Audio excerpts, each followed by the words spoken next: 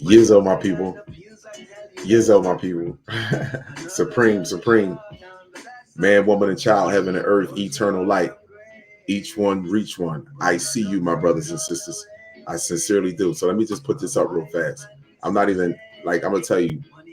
I am tired. I'm not even gonna hold you, but I'm gonna do this tonight. My mind is sharp. Here we go, right here. I want you to look at that very carefully. I'm looking for phone calls. I'm looking for the strong women to call in and explain this to me. You know, I'm down the middle. Remember that. I'm not one-sided. I'm down the middle. I'm down the middle. I'm going to use videos to drive my point home, and we can speak about this. The phone number is going across the bottom of the screen. So let me just start off with saying this. We have a lot of generational curse that is passed down through us, and we are failing to realize that and take notice of that. I'm going to be real with you. We have suffered from mental illness. A lot of us are PTSD, undeveloped brains, and we can see that even when we have sexual encounters with us. We have violent, non-nurturing sex on both parties, whether it's man or female. You understand? You have what you would call masochism and sadism. Masochism, this is psychological terminology. This is masochism is when someone likes pain in order for them to get off.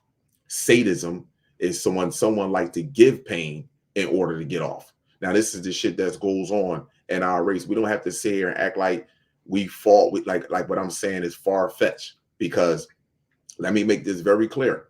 It's not like I don't deal with women. So let's just be real with one another. You understand? The choking, the smack my ass, the pour hair, that is masochism. You like pain in order for you to get aroused or for you to, what you would call, have an orgasm experience. And the person that's doing it or like to do that to you or turns you on to that, a man that turns you on to that, that's what you call sadism. He likes to give pain, or he likes to inflict pain on you in order for him to get aroused or to get off. This is something that's big into our community, and we can sit here and act like that is not what it is. Choke me while we're having sex, yes. Those things, pull my hair while we're having sex, those are the same things that the slave master have done to you, done to us, not you, us, because I don't exempt myself from this. This is the same things that the slave master doing. Excuse me, I apologize. This is the same things that the slave master have done to us, and we have passed this down through generational curse through ourselves, and we think that is what is love. That's why our relationships today are discombobulated. Our households are discombobulated. We have women with children. There is no man inside of the house. We have men out here that is only looking to get their phallus wet, even to the point that they are preaching on the corners that there is an invisible man in the sky that's grooming virgins to come down here and sleep with them. Are you fucking serious? I mean, I seriously got a problem with that. That's to me, that's mental illness as well. You know, that you mean all the sex that you're having down here? You mean to tell me that God up there is grooming women when every 30 seconds children are going missing, especially one of our children, 8 million children a year are gone? What is that about? Huh? So my whole thing is us getting back to creativity, getting back to life, because the shit that we are practicing is actually death. It's not life. It's no creativity behind it. It's no real value or appreciation behind it. We're just looking to have orgasms. We're not looking to really be intimate with one another. And on top of that, when we talk about being strong, let's start with this. This is a scientific fact here. Now, again, if you want to, Autonomy for Dummies. This is what I'm reading. Microbiology. This is what I'm looking at. So I don't base mine off of personal opinion. We talking about scientific facts, our biology, what the divine, what you would call divine, gave me before I came out of the womb. You understand? So let's just start with that. A woman, let's say this. Every time a man releases in you, he's releasing over 750 million sperm cells. Each sperm cell carry its own frequency. So now you got, let's just say you had sex 5 days in a row. Now you do 750 over 700 million times 5. That is what's inside of your body. Now you ingested everything that he's ingested, everything. So if he into drinking, eating bad, partying, he's into watching sports all day, he's into watching, all he is into 3D shit. What you think is going to happen to your body? You have to wash all around inside of your body, and then you have to get that out of your body. So now you're wondering why your mood swings are up and down. You're wondering why your mood swings are constantly up and down. Then you go, let's just say you cut him off, or you don't want to deal with him no more, and then you go deal with another guy. You do the same thing with the other guy. That's imbalance to you.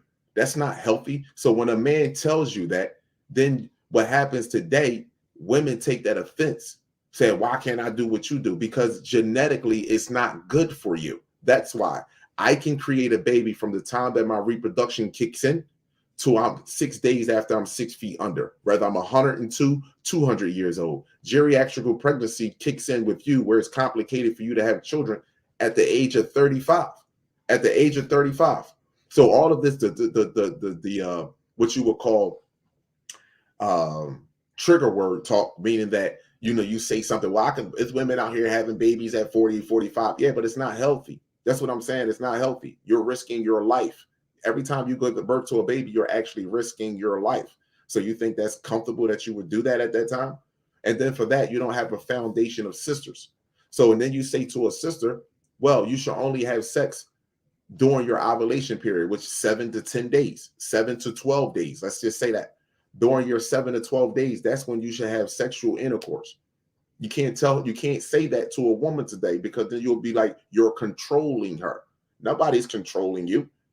And then you put the same stipulations on me that is on you, but that's not the case. You're more powerful than me. So therefore you shouldn't be dealing in the physical realm as much as me. This is why men have multiple women, multiple women. And then the first thing we bring up, I deal directly with DNA and RNA. That is what I'm focused on, DNA and RNA. Can a woman actually see another woman breastfeeding her child? Can she see that? Black women today don't get along with one another. So this is why it's so easy to have Kevin's, whatever he do, it's so easy for him to come along and speak about the unnurturing, the insensitive feelings that you have towards men, because you turn to be selfish.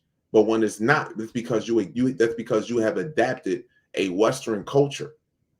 You don't know your DNA and RNA, and you won't accept your DNA and RNA. No one is trying to tell you what to do. I damn sure is not trying to tell you what to do. But if you take away society, everything that you are doing from on a day-to-day basis, outside of exercising, reading, what else is there? What else would you be doing? Being creative. Not creative doesn't mean just having sex and making babies, but you would be creative. You and your sisters would share different conversations together. Like right now, there is a blizzard storm that's going on right now. You know how many women are in their house single by themselves? You know how many women, instead, most women would say, I would want a guy to come over here right now. Why would you want a guy? You could have a house full of women chilling in there with just you and women. You don't need no man in there. It could be just you and women. But the mindset, the frame is, it's cold outside. Let me make some tea, hot cocoa. Let me cuddle up. And look, I don't want to fucking cuddle up. I want to read. That's what I want to do. I want to strengthen my mind. You cuddle up and do that shit with somebody else. We're in hell. What the hell is we cuddling up about? I'm just being honest. So I want to hear the call-ins, because I got so many messages. I had so many messages regarding this right here. So many messages regarding this right here. Why do black men date outside of their race? Why are we doing that? I had so many messages regarding this right here. They talk about they hate the division. The only division that's starting is because you respect the European man more than you respect your own creation. And more importantly, you respect yourself. The European man and the European women, you're living their way. They don't even love each other. Their relationship is based off finances. Our relationship should be based off creativity. We have nothing to do with them whatsoever. When they be told, a high value man, all these high value men that make money, you got high value nanoparticulates running through your fucking body right now from that jab. So all of you niggas gonna die together. So I don't give a fuck. Y'all can have swimming pools in your backyard, swimming around with them nanoparticulates all up inside. You took the jab. Goodbye. See you. You see, people are afraid to live with the earth. People are afraid. They think this is luxury. You are afraid to live like elephants. You're afraid to live like with the earth when the earth is beautiful and amazing. So I look for people to call in. If you want to call in, I'm not going to be on here that long, but I would love to hear the strong, opinionated women when it comes down to this. But a lot of people, women, see the frequency of the planet is changing so fast because this is a woman that's speaking to y'all. Y'all don't know that it's the consciousness of a woman. You have the consciousness of the universe and the blood of the sun. She is speaking loud and clear to you women, letting you know that you are completely the fuck out of pocket. Call it what you want. You are completely out of pocket. You are. Simple as that. And you got these soft dudes out here that's going to sit there and put themselves in a. You got these soft dudes out here that's afraid to tell you the truth, but they use you for sex. That's the worst thing. That's the worst thing. That's the worst fucking thing. Adding to her emptiness. That's what they're doing. And then it turns you bitter when you don't have to deal with that shit from the first place. What do Kala say to you? What have Kala ever said to a woman? I never told you to go out here and go get a man. I told you to build a relationship with your sister first.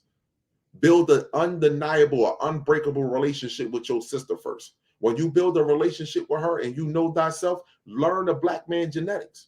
Learn why he's sexually active. You created me. You should know why I'm doing it. You should know why my fucking phallus is rising. You should know why my brain stimulate to creativity. You should understand that. Hold on, my people. Let me turn this off. You should know that. Why don't you know that? Why is it that other races know our anatomy better than we know our anatomy? This is why they can play on your mind, sister. You just think a black man out here is just being a dog. Boys out here are being dogs. Men that are responsible, they don't want to have sex every day. I don't want to have sex every day. Why would I want to do that? You're going to slow my brain down. You're going to make my bones weak. You understand? You're going to make me weak as a man. Why would I want to have sex with you every day? I'm not learning nothing else from you. All I'm learning is how different positions that you can be in. Shit. I mean, what the fuck? I'm not learning nothing from you. It's not stimulating me at all. We don't have any type of community. We don't have no type of building block with one another other than sexual encounter. And I don't want women to blame it on men and say, well, the reason why I had sex because he want to have sex. You control this shit. Women control sex. Men control relationships. Let me explain something to you. If you would direct with him, yo, bro, we're not going to have sex all the time. Every time you come over here, we're going to do something else. And we're not going to put the TV on and watch Netflix. We're going to do something else. You're not going to bring alcohol over here to slow my brain down. We're not going to be drinking all fucking day long. We're not going to eat this food, animals and shit like that to slow our brain down. And the problem is that when women, you might meet a handsome guy, but his soul is unattractive, and you put the soul to the side and accept his handsomeness over his soul, and his soul is dark. And then you find out 6 months down the line that you should have never dealt with him. Most relationships today don't last no more than 6 to 8 months. 6 to 8 months. And it depends on when you had sex with him. If you had sex with him in the first week, it might last 3 or 4. If you waited out for maybe a little bit, then you might go to 6 to 8 months. And then depending upon how fun you are in the beginning, then it depends on how long this shit drags out. No one wants to hear this. Why? Because it's too much righteousness. It's reality. It's reality. This is being real. So I just say, look, I look for y'all to call it. The line is open. You can call in. I'm going to share some other videos on here, some real serious videos on here that's going to drive my point home just to show how detached we are from our own DNA and RNA and what we should be doing as a race. You shouldn't be spending 8-9 hours at a job all day long. That takes away from you. Then you come home, you're dead tired. What is it that, what are you, when you go to work, do you not know how that makes the man feel? when you come home and you're tired and you're unable to give him any type of energy. And then let me tell you what the routine is now today. You go to work, you come home and you focus on the children. You make sure they're okay first. They can be fucking 30 and you'll still make sure they're okay first. 15, 20, you're fucking making sure they're okay first. And then you'll walk towards the man like, you okay? That's not how it should go at all. That's not the routine. That's not how it should go. It was me and you before them. A man is never going to push his children to the side. But after a certain age, we gotta understand and understand that this shit needs to change. They're not babies no more. Hold on. Let me connect this. Battery 60%. Let me connect this. Connected. Hold on. Peace, appreciation, and value live with Kala. State your name, city, and state where you calling from. Call from. Hold on. Bear with me. Hold on. 257 Listen, people. When I have somebody on the line, just bear with me, my people. When I have somebody on the line, just bear with me. Hold on. Okay, when somebody's on the line, let them get their thought out, and then I'll take the next call. Peace, appreciation, and value. Please state your name, city, and state where you're calling from. Hi, good night, Khalid. My name is Michelle. I'm currently located in Montgomery, Alabama. I'm originally from the Virgin Islands. You're originally from the Virgin Islands? Yes. Okay. Okay. So the question is in regards to, well, the topic is it's basically how, like, we just coming on here saying all opinions about anything in general, or whatever you want to talk about. Whatever you want to talk about, that's filth. I just put that subject up. This is one of the things that I brought up because this got a lot of different opinions right here on the screen. Black men marrying outside of their race more than all other races of men combined. Why do you think this is? Serious answer. So okay, well, my opinion is that I think that that the other women outside of, not Black women. I mean, I don't call myself Black anymore. So our goddesses, races besides us. I think that is because of the fact that they're more submissive. I think that other races view the Black man as like how we supposed to view our gods, like other gods. Like they have more. They hold them on a higher pedestal. Let me ask you a question. I think because of the. Let me ask you a question. When you say submissive, right? You say other women are more submissive to Black men than the so-called Black woman. So can you explain to me what that means?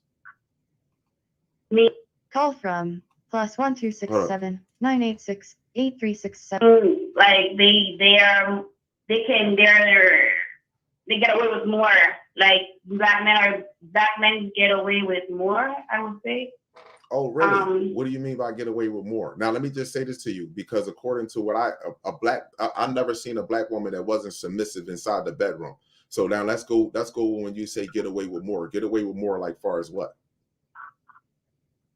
In regards to like being with them like in long-term relationship wise. I wasn't referring to in the bed. All right, but that's the only place that I see that, far as us, that a Black woman is submissive, because she's still sleeping with Black men. So now my question is, when you say submissive and a Black man get away with more what? Explain this to me. Meaning, I think I'm sorry, I'm being distracted. One of my kids. But I'm saying in regards to, I'm losing my train of thought.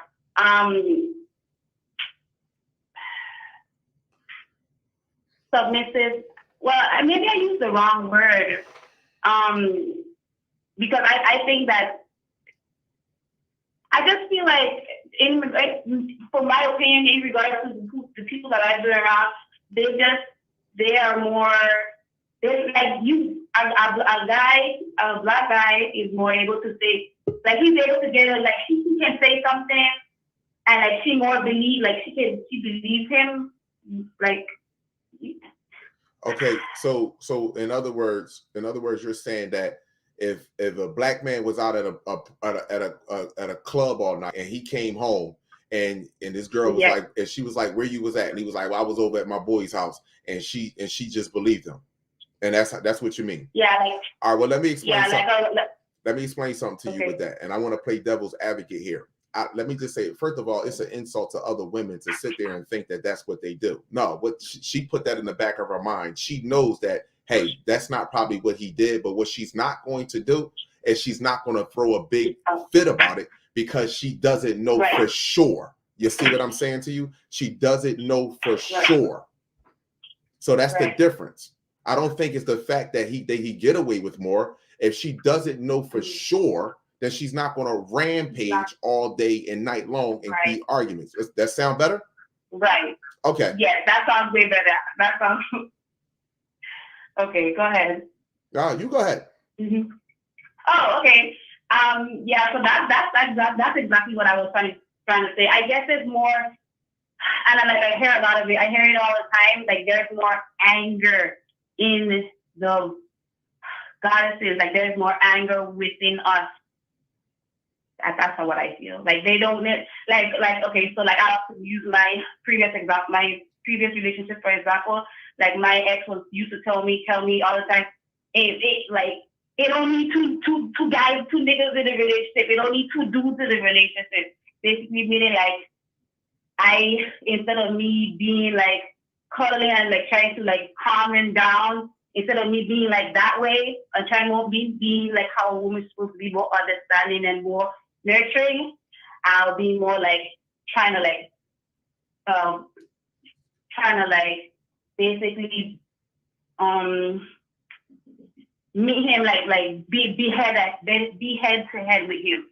Okay. Basically. So like ain't no calming down. Both of us at it. Right. And you do you think that's successful? Oh no. No, okay. That failed. Okay, so again, I think so. In other words, you even said it yourself. So would you would agree that when you say other races that are submissive, they pick and choose their battles instead of making everything a battle? Correct. I would say that. I would completely agree with that. I would. Yeah. Okay. Yeah. All right. Let me ask you a question. How do you feel about polygyny? Oh, I agree with it. You agree with it? I didn't hear. I didn't understand. You agree with it or you don't agree with it? I agree with it. Oh, you do? Okay. All right. What do you see the benefits and why do you agree with it? I see the benefits in it because of the togetherness, the unification in it. I see nobody wants to be by like when you say all the time. Don't nobody want to be by themselves. Nobody want to be by themselves. Like you want help. Everybody wants some type of help. Everybody wants somebody to be on. Everybody wants somebody there to depend on. I'll use my life for example. Like I believe in polygyny. Like what I have going on right now in regards to my kids. Like I wouldn't be in a polygyny type of relationship with, what I have. But like I care about his other baby mom. I care about my kids, other their sister's mom. Like that, she's my friend. I consider her my friend. Like we take care of each other. Like I came down to Alabama. I ain't been here long. I came down here to help take care. She just had a new baby. My kid's sister, their sister, and I came down here to help because she is my friend, and I came down here to help with the baby. So she don't have to work right now. I come down here, I help it, I work it to help, just to help. Okay. Yeah, I was led down here. All right. No, go ahead. Go ahead. No, so that was saying that. So I do believe in polygyny. So that was my example of why I feel. Okay. Well, I agree with it. Well, I appreciate the call. Thank you for calling in, and I thank you for your thoughts, and I really appreciate it. All right. right. Thank you again for everything and all you do. You're welcome, and you have a great, amazing night. You as well. All right.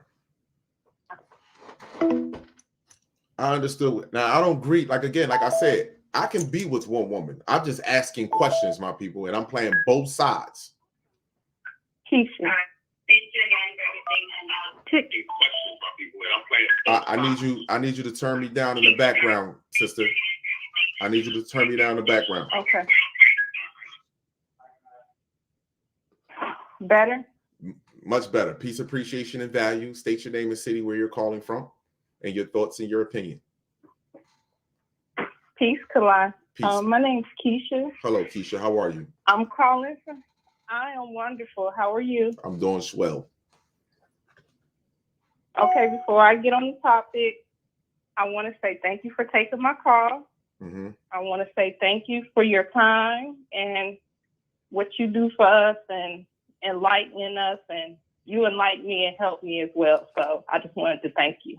Absolutely. Absolutely. Each one reach one. This is how we grow. I appreciate you. Absolutely. I'm calling from Georgia. Mm-hmm. I live north of Atlanta in a city called Decatur. Mm-hmm. And I guess I just have a little 2 cents. I don't have too much to say. Mm-hmm. And just know my standpoint is coming from I'm 44. Yes. I'm divorced. Mm-hmm. I have 2 children. Mm-hmm. And as a woman, I think men marry outside their race. I'm not too sure, but if I could guess, I could say on one hand, it's less of a challenge, I guess, for the benefit. What do you think? What do you think the challenge? then, what do you think the challenge is? Less of a challenge is. What do you think the challenges and the benefits are? From what I saw personally, like white women or women of other races look at Black men like they kind of worship them, and they look at it as getting a prize, and they'll do anything to get that prize. So now, can I ask you a question? Me personally. What's wrong with that? Yeah. I got to ask you that question. What's wrong with that? I'm not saying it's right or wrong. I'm just telling you what I saw. Right, I know, but I'm asking you. You said this is how they feel. So I'm asking you, what do you think? What is wrong with that? Do you feel like something is wrong with that? The way that they view Black men? I don't. It's kind of like borderline, like a fetish. Think so? Like the kinda, yeah. But I'm just saying that's my opinion. I'm not saying it's fact. I'm just saying from my observation. Mm-hmm. And then on the other side, a lot of women around here, like, I don't know if you know about Atlanta, but, you know, Atlanta has that stripper Hollywood vibe now. So, like, everybody's a rapper or a stripper, and everybody don't want that. So I think that might turn off men as well. Call from +1. So, I mean, it's kind of hard to determine. And then, you know, a lot of women are loud, A lot of ratchet, and a lot of our women are loud and ratchet. yeah, they are. Okay. So now let me just say that I want to ask you something. Do you understand a little bit of our anatomy? A little bit. Okay. I'm working. No. It's not I'm not here to judge you at all. But because I want to retract something. When you said that other races of women look at Black men like they worship us, right? Now I want you to understand something. You created this suit right here. You created this suit. Right. What is the one thing that Black people use 100% of the time that we know less than 1% about? Our bodies? Absolutely. You heard me say that plenty of times, right? So what do other races know more about us? What do other races know more about us than we do? Right. So you think it's a form of worship, or they understand that we're the closest thing to what they will call God? And you forgot that. You're right. And the Black woman forgot that. You're right. Okay. You're right. Again, I'm just absolutely playing both right. sides here. I want us to understand something. That's all. I just want us to look at I want us to look at the full picture. I'm not agreeing with one way or another. I'm just shooting straight down the middle. That's all. I don't agree. First And of all, I I'm don't the agree. same Let me way just, too. I apologize for interrupting you. I don't agree with No, us dating okay. outside of our race. I don't agree with that at all. I want people to know that from the door. Me either. I don't agree with that at all. But I also want us to know, I want us to have step back from the room. You know what I mean? Instead of standing so close to the elephant, step way back and look at the full picture on why Right. things are taking place with us the way that they are. That's all. Right. Okay. So you yourself, let me ask you a question. Do you have a son? I have 2 sons. You have 2 sons. Call from +1. I have a 15-year-old son. You have 15. Okay. Now let me ask you a question. How confident are you that your son will bring home a nurturing, cooperative, and fit melanated woman? My oldest son, I'm not confident. Okay. Now hold up. This is what I mean by, are you saying that you're not confident because of him? But the question, the reason, let me reframe that question. How confident are you that your sons will find a woman, a melanated woman that's fun, fit, cooperative, and love him like the sun in the sky, or value him like the sun in the sky? How confident are you in today's time? And that she's melanated, I'm not confident that she'll be melanated. Okay. So, I mean, see, even older women, so it's not like something I'm pulling this out of my behind or saying that. Even older women are looking at our species and saying, hey, there is a serious problem with women connection to men. Yeah, it is. Okay. And that's why I told you first off when I called, I'm coming to you as a 44-year-old woman. I don't even date. I got a divorce in 2018. I probably went on maybe 5 dates since 2018. Because it's just like I'm just trying to regroup and just understand, like, what did I do? Like, I don't blame my ex-husband. Call from +1. But I'm just trying to figure it out. Right. So it's just like I'm just trying to learn, just figure all this out and just be, like you said, just look at the elephant. Yes. And not blame and just figure it out. Yes. And just learn about me. And I don't do drugs. I don't drink. I don't do anything. I don't do friends with benefits. I don't do any of that stuff. I know that's and right, it's like sister. the more that I don't give myself titles. I'm not no Hebrew Israelite, or I'm not gonna say I'm woke, or I don't do titles. Right. But I do my work. Yes. I work with my ancestors. I do candle magic. I work on myself. I read. Come on. I've been getting into astrology and stuff. Yes. I'm heavy.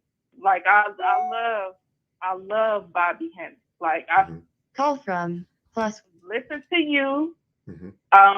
I listen to, I don't want to just be dropping names, but the more that I've been working on myself, I have less friends. Yes. Like nobody wants to be around me anymore. Right. Well, that's how it be. And it's like I don't project my ways upon anybody. I try to be pleasant when I go outside, but I guess with my aura, like people know. They don't want to be around me anymore. That's and right. Like as far as men, like I meet men every day. I don't have a problem with me meeting men, but once they talk to me and I guess they feel my energy, they're like, nah, she ain't it. Nah, exactly. So it's just like I'm just here trying to figure it out, and I'm trying to learn as a melanated woman with melanated children, and I'm trying to, teach my children, and I let my children know, I love y'all. I don't want y'all dating outside y'all races. I can't control what y'all do, but I try to get them to understand why. It ain't about hating anybody or anything like that. It's just preserving your race, you don't want to do that. And our history, what they did to us in the past, like, why would you want to mate with them? And I let them know you don't see eagles mating with pigeons, so on and so Come on. forth. So, like I said, I'm just trying to, figure this all out. Every day is an experience, and I'm just trying to learn with my children. Yes. Now, as far as the topic, as far as the outside of race, I don't know. It's just everybody is just on some other stuff now. And like I said, here in Atlanta, it's just, they all over the place. There's the men want the men. It's just whatever down here. Yeah. When a black man date out his race or the black woman date out the race, you can look at the screen. This is what you dating. See, it took a little time for them to get. It took a little time for them to get up to the 30 degree angle. You see what I'm saying to you? But it's reverting back to that. It's reverting back to that. Just so y'all know. Just so you know, as it was in the beginning, so shall it be in the end. So this is what you're. This is what you giving your bloodline up for. See, this is why they were able to stand up in the first place, because we were giving our bloodline up. Just so y'all know that. Just so you know that. Right. Just so you know that. Right. Yeah. I mean, yeah. And like I said, my oldest son, like, my kids are very well spoken. Mm-hmm. So they don't really mesh with the average black kid. Call from +140. So white girls love my son. Right. They all love us now. It's called preserving their race. Can I give you some advice, sister? And you absolutely can give me some advice. All right, because I don't want to, take the phone call too far. But this is what I would tell you. I would tell you to build a bond with your sister. You can find yourself a sister that's on the same frequency as you. Believe me, there are sisters out here right now, especially when you're in Atlanta. I'm quite sure you can. It might take some time, but if I was you, I would find yourself where though you can build a bond with a sister. She doesn't have to be your age, 43. Y'all not their number is not your age. You can find somebody that's maybe 30, someone that may be 28, and she will be gladly to be around you, and y'all be around each other, and then you can grow from there. And then maybe down the line, maybe you can meet yourself. Y'all can meet a man. If you believe in unity, you believe in polygyny. That's my choice. Or y'all can just be friends and be close with each other. But that would be my advice to you, my sister.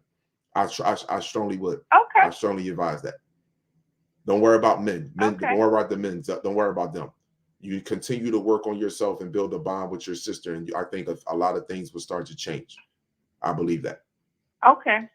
I value you, my sister. I appreciate that. Absolutely. I value you. Thank you for calling in. Okay. Thank you for taking my call. Absolutely. You have a great, wonderful night. You too. All right, love. Call from +1 335 4413. All right. Okay. Can you turn me down in the background? Okay. Peace, appreciation, and value. Live with Kala. State your name, city, and state where you're calling from. Hi, I'm Colette, and I'm calling from California. Hello. How are you? I'm good, thank you. I'm looking at you on live, but it's a different. I guess there's a big delay because I didn't even know you were going to pick up. You're on the phone. You could just you're on the phone now, so you don't have to look at the live. You can just talk to me on the phone. Okay, great. All right. I think I just want to make a comment because I missed the question, but just listening to other people. I'm gonna put the comment. I'm gonna put it back on the screen. You can talk about anything that you would like to bring up, though. But this is what I right here. Black men marry outside of their race more than all other races of men combined. Why do you think that is? Well, I guess I want to ask a question to you. If it's something that you've noticed, I think Black people of color, but particularly Black people, we're spicy. You're what? I think we're spicy. So what do you mean by that? I think that when Black spicy, meaning we're passionate. If that's the right word. Okay. You know, we're passionate. We're a little bit more animated. Mm-hmm. And it's like when black men get with women of other races, it seems like they water themselves down. It just seems like they're watered down a little bit more like you know, honey. And you know, every time I see a black man with a woman of another race, he seems very soft. Well, is it soft? Hold on for 1 second. Is it soft or is peace? Which one do you think it is? Is it soft or peace? Because the woman controls the mood in the household. So is it soft or is it peace? How is she responding to him? I think it's that's a good question. Now you're making me think, but I think it is a little bit more soft because he loses. It seems like he loses himself.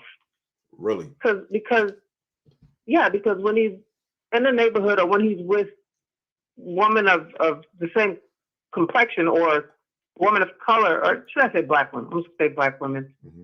He just seems a little bit more on the edge, rambunctious, a little bit more passionate, huh? But he seems like a little bit more on the edge.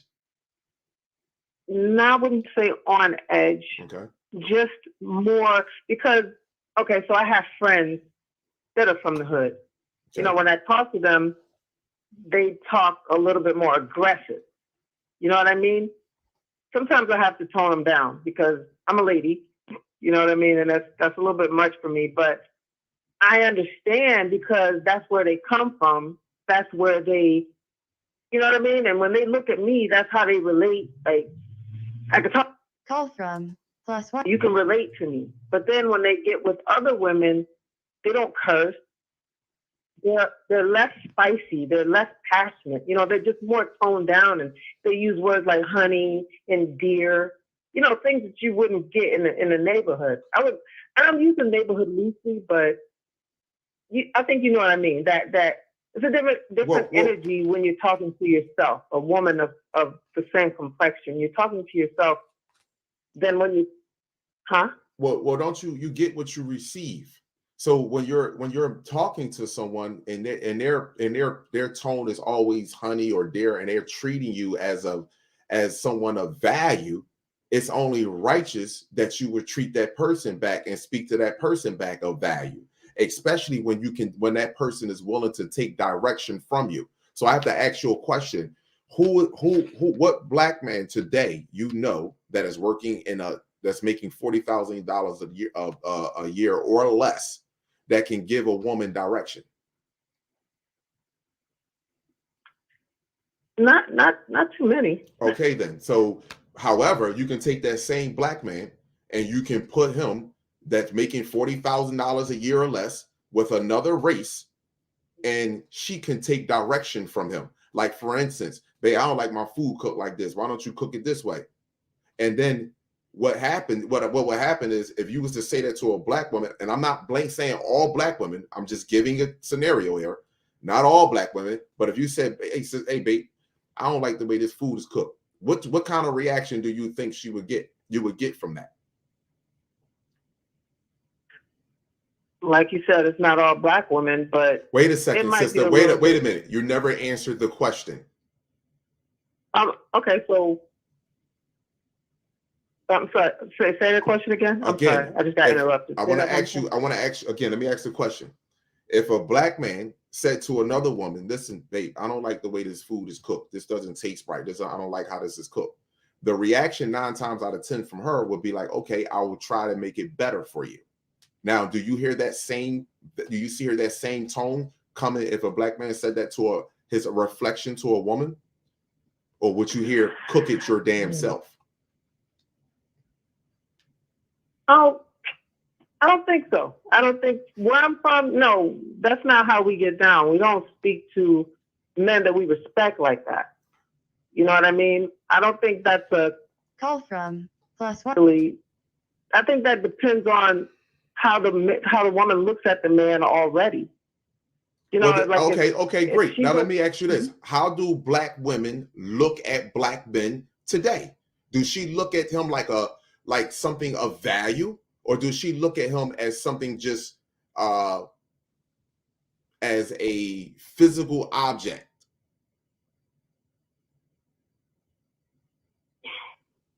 again, that is, I don't like to blanket people, but if you're looking at younger women, a lot of younger women do look at men for whatever they can get from them. Okay, now hold on for Whether 1 second. that- Hold on for 1 second. You Mhm. say younger women do that. Who are the Call younger from women getting? +1 Who are the younger women getting this teachings from?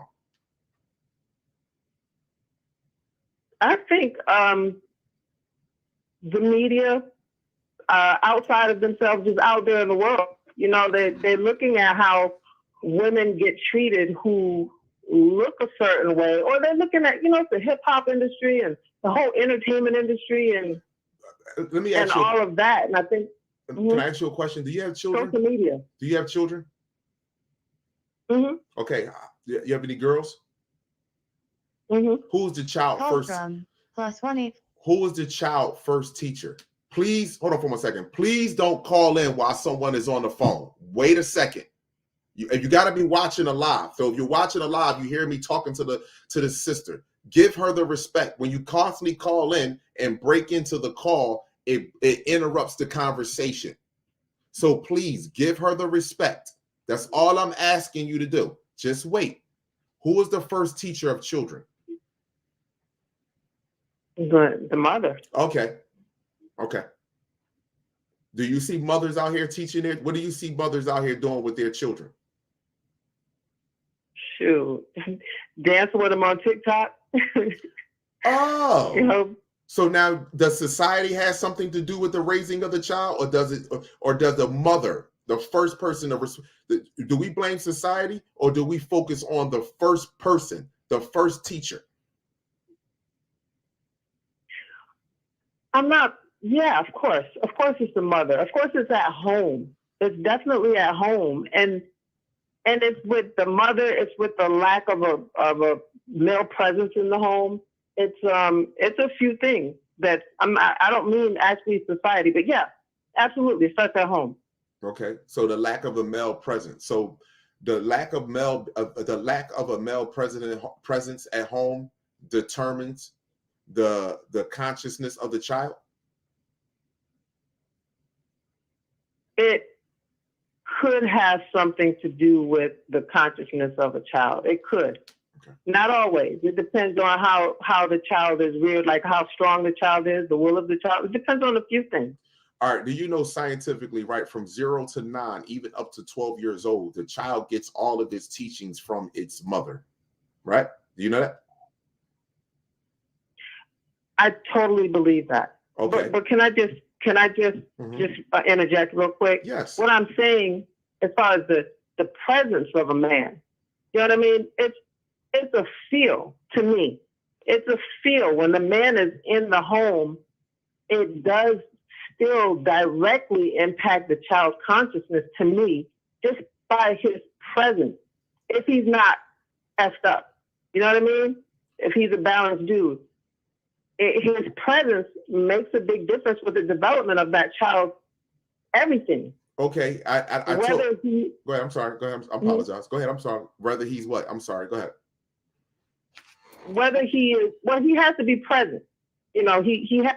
Call from +1 Even if he doesn't say much, even if the mom is generally the first teacher of that child, having the male presence, and I mean his being present, not just physically, but emotionally present or mentally present for the child, even though the mom is the first. It's just kind of that balance. To me, I would have liked that, as a kid. Because it just would have made a big difference. It made a big difference in how I look at things. And to me, those years of impressionable, as you just said, the most impressionable for a child's development, their spiritual development, their everything development. So to have that male and female balance in the home would definitely help to me and respect to that child's consciousness. Okay. I'll take that. I don't want to. I can go a little bit more into that and go a little different, because I don't think a man should be there for emotional. That's come from a woman. That's more so the woman. This is why our males are. This is why today males that are being raised by women are not good males for women. because see, the man is the physical part. When you go to school, when we was growing up in school, the principal 9 times out of 10 was a male and the teacher was the female. See, the man enforces the teachings. The woman is the emotional part. She teaches the son or the female creativity. Then after the child gets to a certain age, she teaches the child nurturing, caring, and being sensitive. When he gets to a certain age, the male comes in and teach him the physical aspect of the world. This is how we need to deal with the world. Just like if you look at the Lion Kingdom, you would think the male doesn't love his cubs, but surely he loves his cubs. Who spend more times with the cubs? Is it the female or the male? It's the females. The male come in to protect, to make sure they are okay and safe. So that way, when the male is there to protect the family, so the cub can get to a certain age where it can mentally and physically defend itself. Okay. Well, can you hear me? Yes. Oh, okay. Mm-hmm. I can agree with you. I think what I was saying was, say the male is present. He is not emotionally disconnected.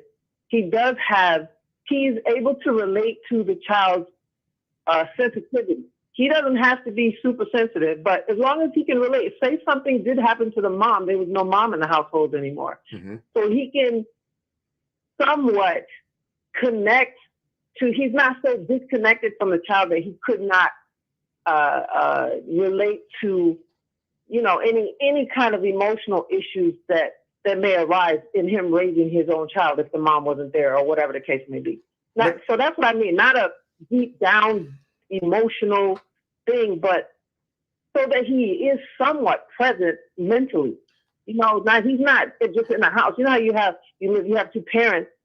People think that that's a great thing because you have two parents living in the household, but sometimes those parents are just effed up. They're not even there. I totally agree with you with that. But let me say this to you. Let me say this to you. Men, when they raise their children, they raise their children to be independent. Women raise their children to be enabled. Let's just stay with that.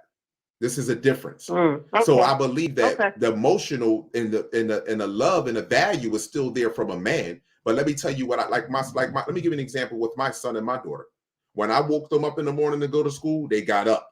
They tied their shoes. They got dressed. I woke up, time to get up and go to school. When their mother went to wake them up in the morning, they had to constantly go on the run. Come on, time to get up. Time to get up. Come on, it's going to school. Come on.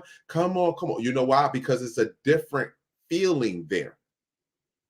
It's a different feeling. Doesn't mean that I didn't love my children. Didn't mean I didn't value my children. Yes, I was there every step of the way, but there was a difference there because the emotional attachment was completely different. I am guiding you up to be independent. I'm not guiding you up to be an enabler. I appreciate the call, my sister. Thank you very much for that energy. I really appreciate it. Let me ask you a question here. How many children do you have? I have 2. Okay, how do you feel? This is an opinion. This is just a question. How do you feel about polygyny? Personally, myself, I would totally everybody involved would have to be complete. Call from +1 and intelligent on that before I would even think about something like that, because people are just emotionally needy these days and a little bit just not balanced. Okay, hold on. Who's emotionally needy these days? We're not just going to say people. Let's just say a male or a female. Who's emotionally needy these days? I think more females are, more women, because I think you mentioned earlier how women don't get along or they don't talk to each other, they don't work together, yes, and stuff like that. Mm-hmm. That's a lot out here. That's a lot out here. I mean, people hate on each other. Women hate on each other. It doesn't even matter what color, because I get hated on from a lot of people around the globe. Not as far as the complexion is concerned. Mm-hmm. So I can't really say it's just, but if everybody is understanding of that, and that's even hard because once you get into it, once you actually get into it, you agree to it, you get into it, you gotta know how to work out them issues because there will be some emotional issues that arise. You know, like time, like time with someone. Like you gotta really be intelligent to me to engage in that lifestyle. Okay. That's all I can Okay. say. You know, it's not for everybody. Okay. But I don't disrespect anybody who does it if that's what it is for them. You know, as long as you don't hurt anybody. If there are children involved and the children can benefit from that, from all that love, hey, so be it. Okay. And everybody got to just be on the same page, and you know, with that. Okay. Thank you very much. I really appreciate the call. Thank you. Yeah. Have a good day. You too, Queen. Okay, let me explain something to you about Kala being hurt before. This sister right here, let me explain something to you. Like, here you go right here. Kala, I think you've been hurt before. You deal with emotions, so you just want, no, you're dealing with emotions. I'm dealing with science and biology. That's what I'm dealing with. You can call in and we can have a science and biology conversation. How about that? That's what I'm dealing with. Point blank and simple. I don't need a woman to cook for me. I can cook for myself. I teach myself and I groom myself. I can take care of myself. That's not what it is. Can a woman take care of my child? Look at our children today. They're being educated by another species. That's what's happening. And you have failed to take action in guiding and teaching your own children. And you are mad because I am pointing it out. Now, I'm not the only one pointing this shit out. Kevin Samuels is pointing this shit out. And Al-Shahrazad has pointed this out. Our children are being misguided and misled. I don't need no woman to cook for me. What's wrong with you? I don't need a nigga. Are you out your mind? Like, this is where the small talk come in with your mind is at. Your mind is small, sweetheart. So if you want to call in, call in. Let me hear your opinion. Let me hear your real opinion. I base my stuff off of science and biology. That's what I base it off. Point blank and simple. As above, so below. Period.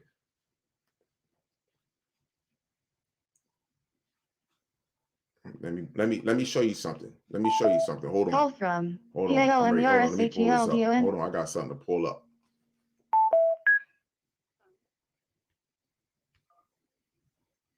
Here we go. Hold on. Hold on. Hold on. Oh, you hung up. Hold on. Hold on. Let me get back off of this screen. Hold on. Come on. Let me get over here. Here we go. Here we go. Hold on. Let me get over here. Let me share this screen real fast. Here we go. Here we go. Where I want to go. Here we go right here. Call from BANDYSHANE.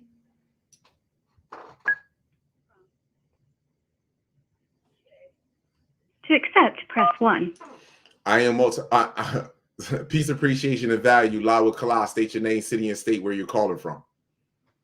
Hey, this is Shay from Ohio. Hello, Shay. How are you?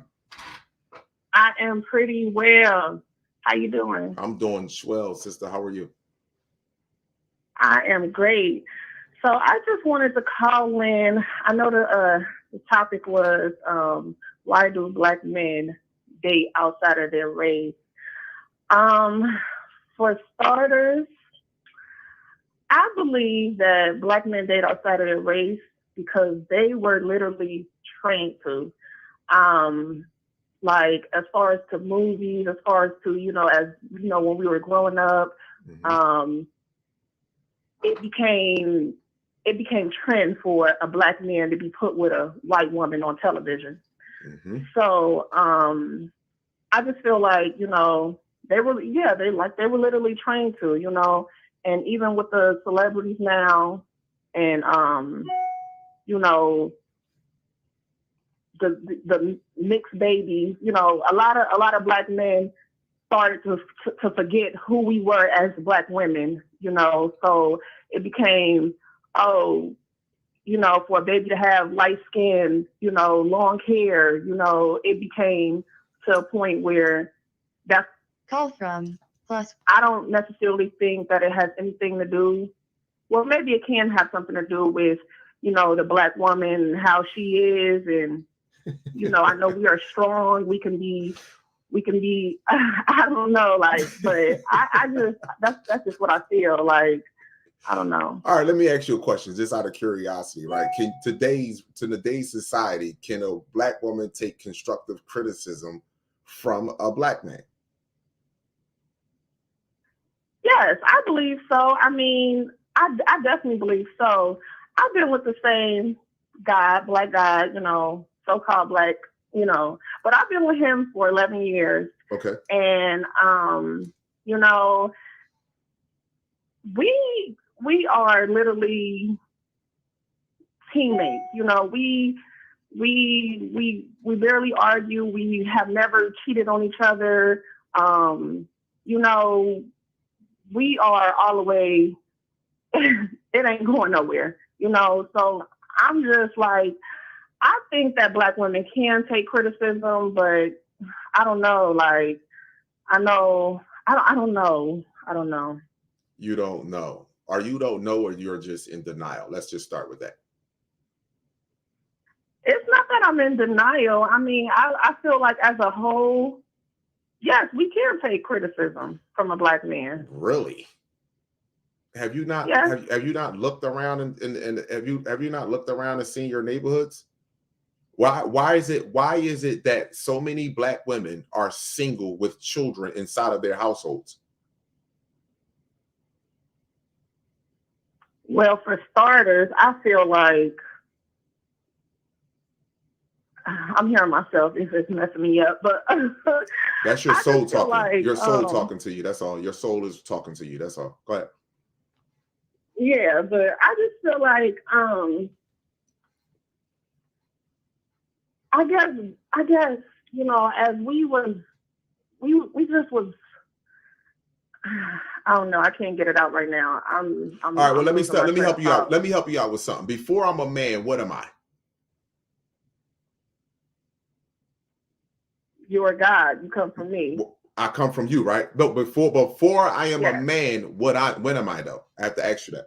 I'm not a God. I don't consider myself a God, and I don't consider anyone as a God until they can raise the frequency of someone else. See, God cared about everyone. He didn't care just about himself. The divine principle of all cared about everyone, and you raised the frequency of someone. So I want to ask you, before I become a man, what am I? A boy. Okay. Now, before I'm a boy, I'm an embryo inside of you, right? So I have a neighbor, right. which I come from you. You don't come from me. I come from you. So where do I get my teaching? Where do I get my teachings from? Oh, that starts at home. That starts with me. Okay. So now let me tell you that. Let me ask you this. What do you see in households today? What do the so-called Black women put on display today for men to see?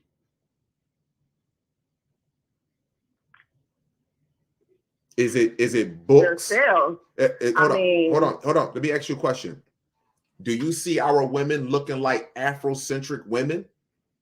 Or do you see our women with weaves in our hair, eyelashes, fake butts? What do you see? Yeah, I mean, yeah, you see all of that. So what are you teaching? What are you installing in me then? I'm installing everything. Okay. Everything that I come across, everything about our history. I'm installing all of that in my kids. Right, hold up. That's you as an individual. We asking about society. Right. We asking as a whole. We talking about as a whole. What are Black women installing in children? I'm listening. Can you hear me? I'm here. Hello? Hello? Yeah, I'm here. Okay. You don't hear? All right, come on. I don't got time, man. See what I'm saying? You see what I'm saying? Like now you can't tell me that I was.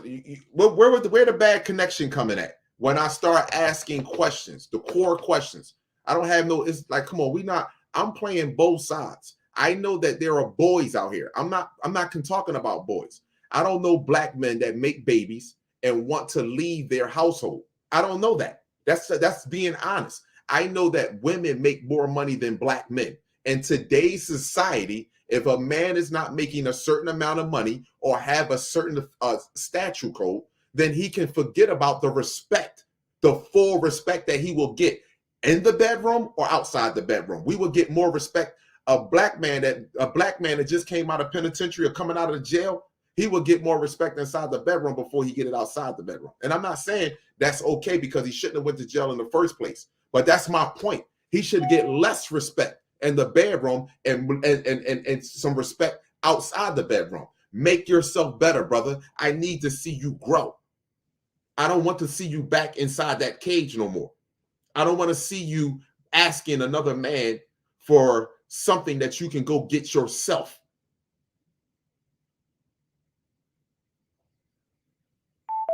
Call from PALMER.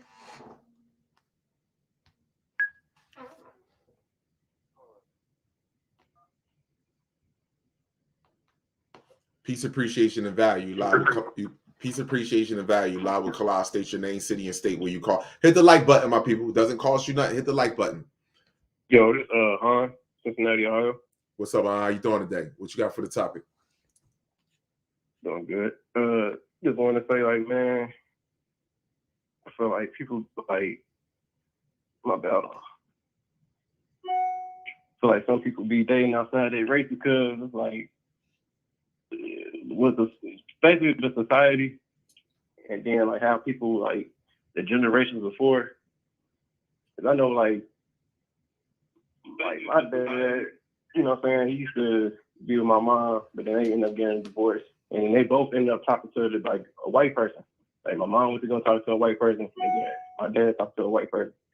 So if some people be going up like that and they be seeing that, because I almost like my brother talking to a white girl, but it was like, I don't know, I feel like I'm different. Like I ain't wanna, I don't know. Like I saw that, and then it was like I ain't wanna go down that same route as them. Mm-hmm. But I ain't really have too much to say though, man. That's how I felt about that question. No, I understand, my brother. I appreciate the call in, but I would say that obviously society, the world has gotten to our people to the point where as though we find no longer attraction in one another. We don't feel as though that we can be successful by dealing with one another because we rate our success according to the European race. You understand? So we don't feel as though that we can be successful. And then success for a lot of people is having a lot of materialistic shit. So therefore, I see why we're in the path. I see why we're going down this path. But however, we're going to face the facts here. There are not all men are not just running to other races. It's something that's going on with our reflection that's not making us run to you as before during slavery or before slavery. During slavery and before slavery, we ran to you. We could never look at someone else. Yep. So there is something going on here. Like at school, learning about slavery, it was like I used to be like, what? Like what the, you know what I'm saying? Like what the hell? Like, well, learning about this shit, and then like just in high school, I went to like like I ain't gonna say ghetto, but you know, it was a majority black, you know what I'm saying, black kids and stuff, and like it was like, I don't know, like all the white girls, like I don't know, the white people that were going to the school, they'd be like trying to be like black people and be around us and then be, you know what I'm saying, like trying to integrate. But I don't know, I feel like I always see myself different, but it's always a choice. Everybody got a choice on what they, you know what I'm saying, what they gonna do with this, you know what I'm saying, with this life. So I totally agree with that, my brother. I totally agree with that. Everybody got a choice, but that doesn't mean it's the dating our race is the right choice. Exactly, my brother. Absolutely. I appreciate you calling, my brother. Respect to you, value and appreciation to you, and thank you for your energy, my brother. You too. Value you too, man. No doubt, my brother. One love to you. Peace. Call ended. It's like I listen. I hear you, Miss Tucker, the question itself is a loaded question with more than just one answer. The number one answer to this is DNA and RNA. What's the one thing that Black people use 100% of the time that we know less than 1% about? Our anatomy. So who's the first teacher of Black boys? Black women, not society. Who's the first teacher of Black women? Black women. Are we in denial of that? Are we in I have a navel. I don't give a fuck what they put on the TV. You can control that by what you are installing in me. My children would never come home with a Becky. My daughter wouldn't come home with Brad Pitt. Why? Because what I installed in them, even though I didn't start coming into me until my daughter was 15. My daughter was like around, I'm gonna say she was a little bit younger than that. She was around between 13 and 14. And my son, he was around 17 years old, getting ready to graduate. And my daughter went to private school, and she right off the back was like, oh, Dad, no. Hold on.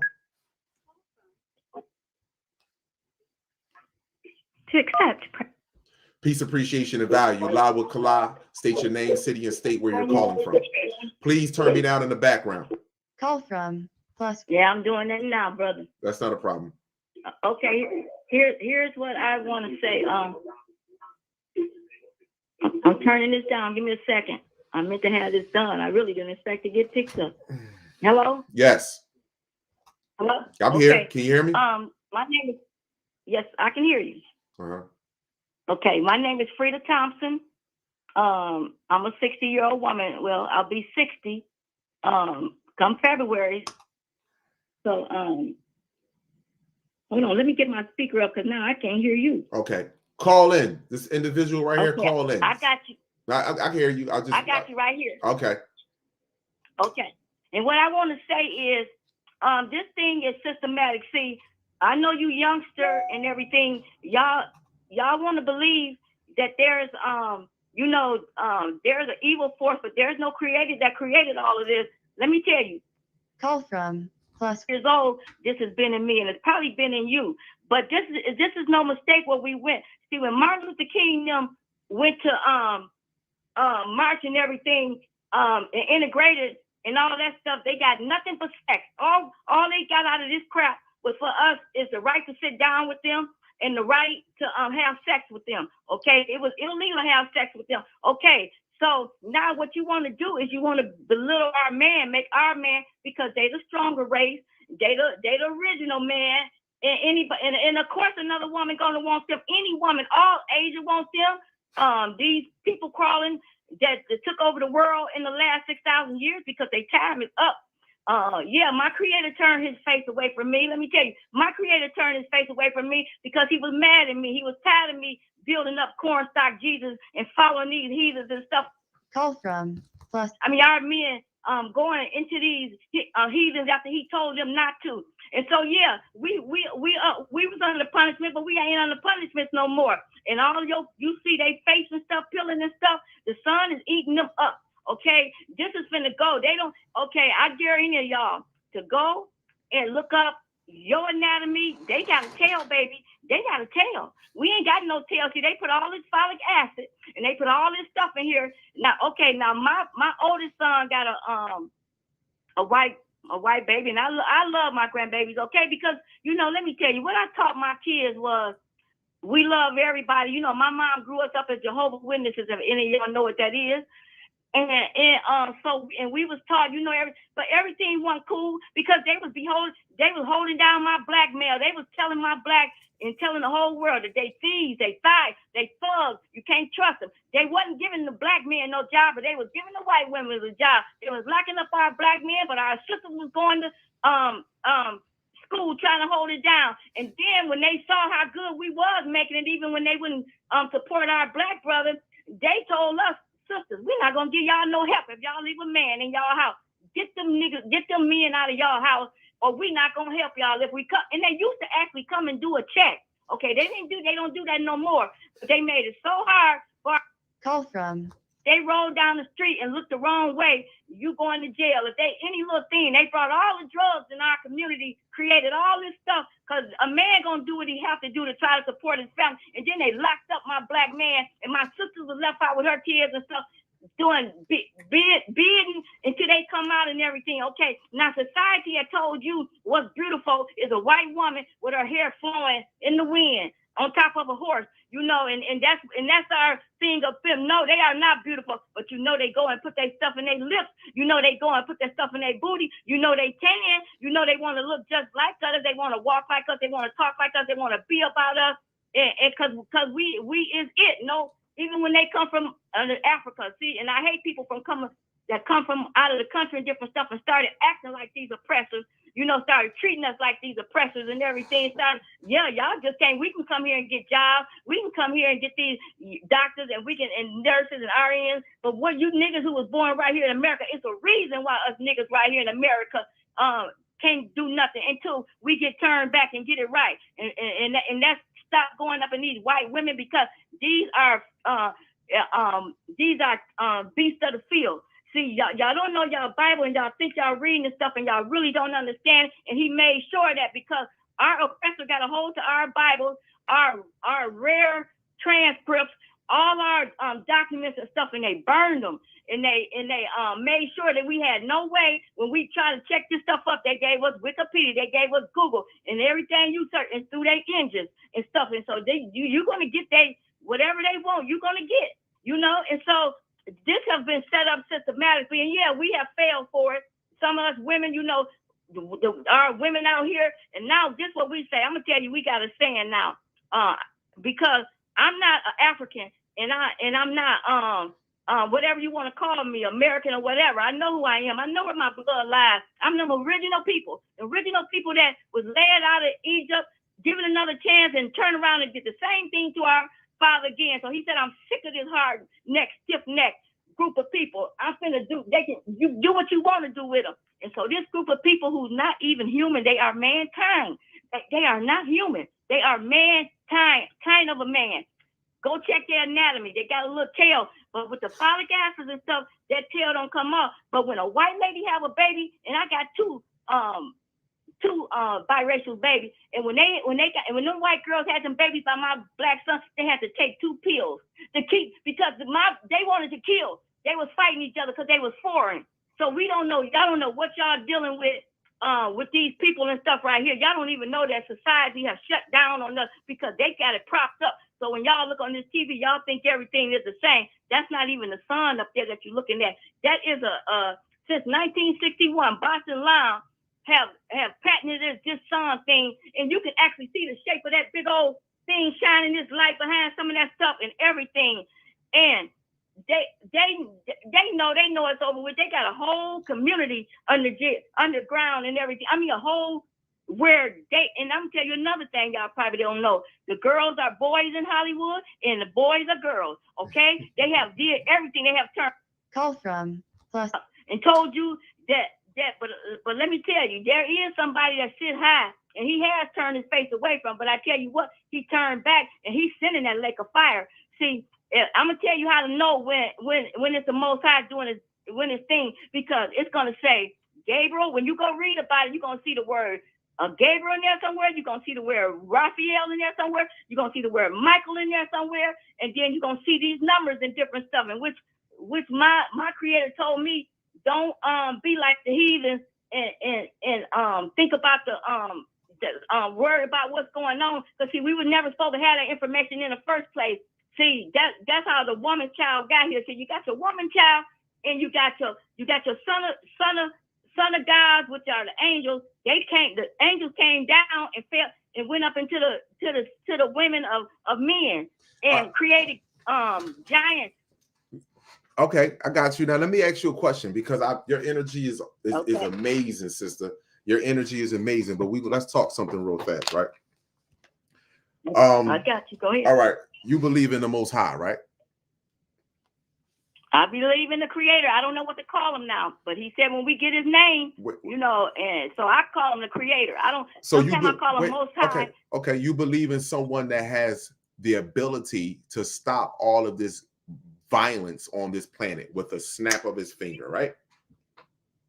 And brother, you should know it. Wait a So second. you show- Hold you on, show my all sister. over- Hold on, my sister. Okay. Wait a second, Okay. please. Okay. I'm asking you Okay, a question. go ahead. Please, regardless of what you're saying, I know. I'm asking you a question. That's all. Go ahead. I'm not disputing. I appreciate Go your ahead. energy and a lot of Okay, things. finish Hold the on. question. Wait. Hold on.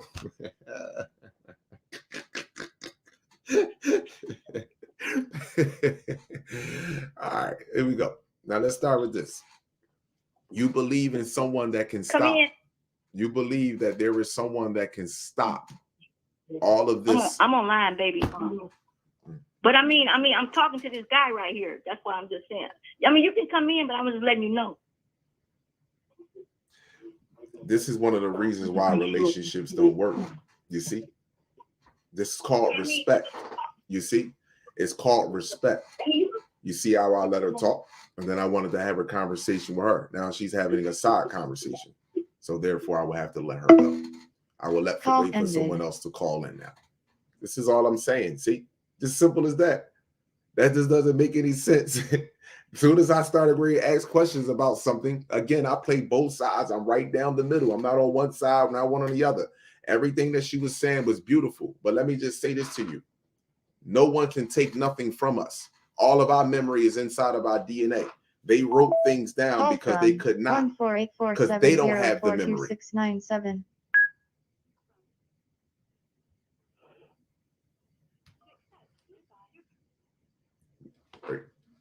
They wrote things down because they don't have the memory. Now, the part where she said that she had 2 biracial children and the white woman needed to take a pill in order for that baby to go through its cycle of life in her stomach, yes, it's a Rogaine shot. Black women have to do the same thing regarding when they get pregnant by you know who, because it shuts down the lymphatic system, because we don't have an immune system. It shuts down the lymphatic system to say, hey, listen, let this foreign object go through its cycle of life inside of the stomach. This is what's going on. Call from GRANTRONDA. I think I spoke to this person before. Let me see. All right, they hung up. Good. They hung up. Now, that's what takes place when it comes to us reproducing and us having sexual encounters with these people. We actually destroy our bloodline. Yes, they're not telling you none of this, but see, this is one of the reasons why I say this. Anatomy, microbiology. See, that's what I'm reading. That's what I'm constantly reading. See, when you start reading that stuff and you start knowing thyself, therefore nothing can penetrate your mind, the seed of God that sits right here, which is you.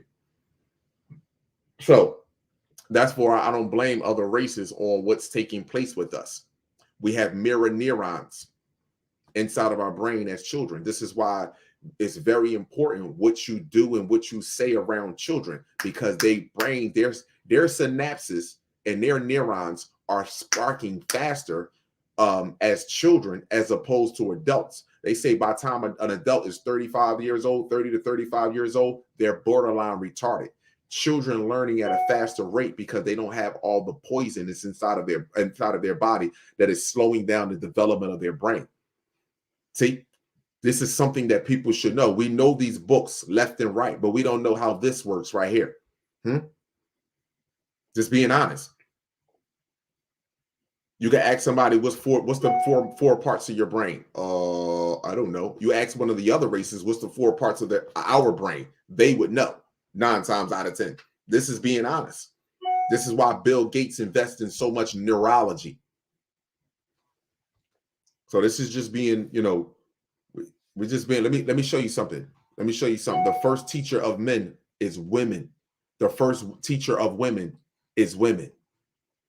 So what are we teaching each other? What are we teaching? From 1629.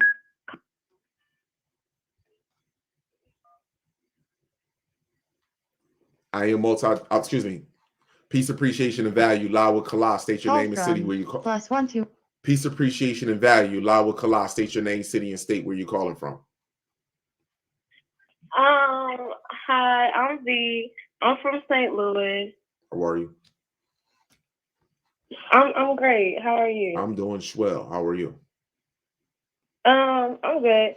So, like you said, everything is in the DNA and RNA. So I wanted to bring up something called epigenetic memory. I'm sure you probably know, but for the people in the back, Epigenetic memory? is yes, Yeah. Mm-hmm. it's the memories that you share that get carried down from your mother through like 14 generations. So, and you know, through epigenetic memory, that's how your body learns to adapt, upgrade.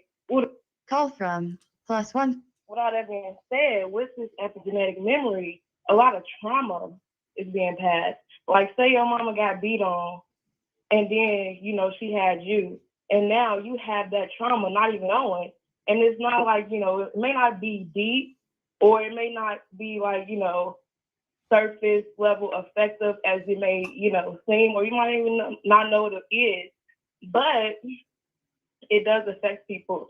And I think that has affected the trust in our community because we've been through so many years and so many different cycles of terrorizing each other, being forced to terrorize each other, and then going into a type of mental slavery to where we do it for fun. You know what I'm saying? All right, I'm glad you said that. Right now, I want because you said now Call from that also. +1. Listen, my people, you hear I'm talking to a sister. All you have to do is be patient. I know people want to call in, but you have to be patient. As soon as I hang the phone up, if you can get the phone call in, you can call in. +147. You can can call in. If you can't be patient, what I'm going to do is I'm going to end up turning this phone number off. Whereas though I'm only when I take a call, I'm gonna shut the number off. All I'm asking you to do is be patient. So I'm glad you said that when it comes to memory, and you said we're dealing with a lot of trauma that was done to us. Now, remember, I want to say this to you. The trauma wasn't done by each other. The trauma was done by another species. So here we go. Let me just play a little bit of this video right here. So there are new questions about the police investigation into the dating app death of a young woman, Lauren Smith Fields, in Bridgeport, Connecticut. Investigative reporter Sarah Wallace delves into that mystery. They wanted us to forget about our daughter. Now I want to let me move this up a little bit because I want to know why is it that we continue to remember Ike and Tina? Why do we continue to remember Ike and Tina, but we don't remember the raping, the abuse, the feeding to the crocodiles? Why not we not remembering that? Why are we not remembering the beheading of Black women? The Black woman, all she said was, I don't want to be a slave no more. And she got her hair cut off her shoulders. So why are we not remembering that? But yet we are continuing to remember false shit that took place with you and I. When the things that are taking place with you and I is on our own reconnaissance. This is something that's happening on our own. We're doing this to each other because we failed to take a look at and remember what's really happening. Now, the reason why that is happening is because of what's happening, what we're being programmed with through television, environment, and education. So then I say, who was the first teachers of us? Go ahead, sister. I'm sorry. I completely agree, but I feel like they were definitely the first people to teach us how to be hateful towards each other, because I know you know about breeding farms, and in those breeding farms, they would force families to rape each other because they trying to get the best genetics and DNA. They didn't care who was related, and they made people watch, and right after they kill them and slaughter them, and it was just terrible. And so I think it's not that they don't remember. I feel like it's fear, and I hate to sound like that person to be a victim blamer, and I'm not trying to be like that, but I feel like you gotta be real fucking scared and scary and hate yourself a lot, like a deep-seated hate to be like, I want to go on a date with a white man. Come on, my sister. I don't care how much money he's offering you, because at the end of the day, it has no value. So for you to say, I want to go on a date with a white man, you don't care about your life. That's how I feel. So it's like, and then what's so crazy is, it's like, I also don't mean to be that person, but do you know how many, not just Nigerians, but just like rich Black men are out here, and they call from plus young black women. So it's like you didn't even have to do that. You could have got on BOK and met somebody with the same amount of money. Mm-hmm. But anyways, yes, I feel like it definitely comes from a place of fear and self-hate. And I also wanted to comment on the black men and dating outside their race. Mm-hmm. A little background on me. My mom was raised in St. Louis, so she was definitely like, you know, hard, cutthroat, woo-woo-woo. But she was definitely a nurturing energy to me. Like, I never seen that side of her. I can honestly say I've never seen her in that type of element. She was always mama when she was at home, but at the same time, she didn't really have that because my father wasn't in the thing. I didn't see how, you know, couples would interact. And then when she got with my stepfather, who, you know, is my brother's dad or whatever, that was cool, but then they start fighting and woo-woo-woo, so that was whatever. So what I did, because I did want a feminine influence, because by the time I got to high school, my friends let me know, like, hey, bro, you a nigga.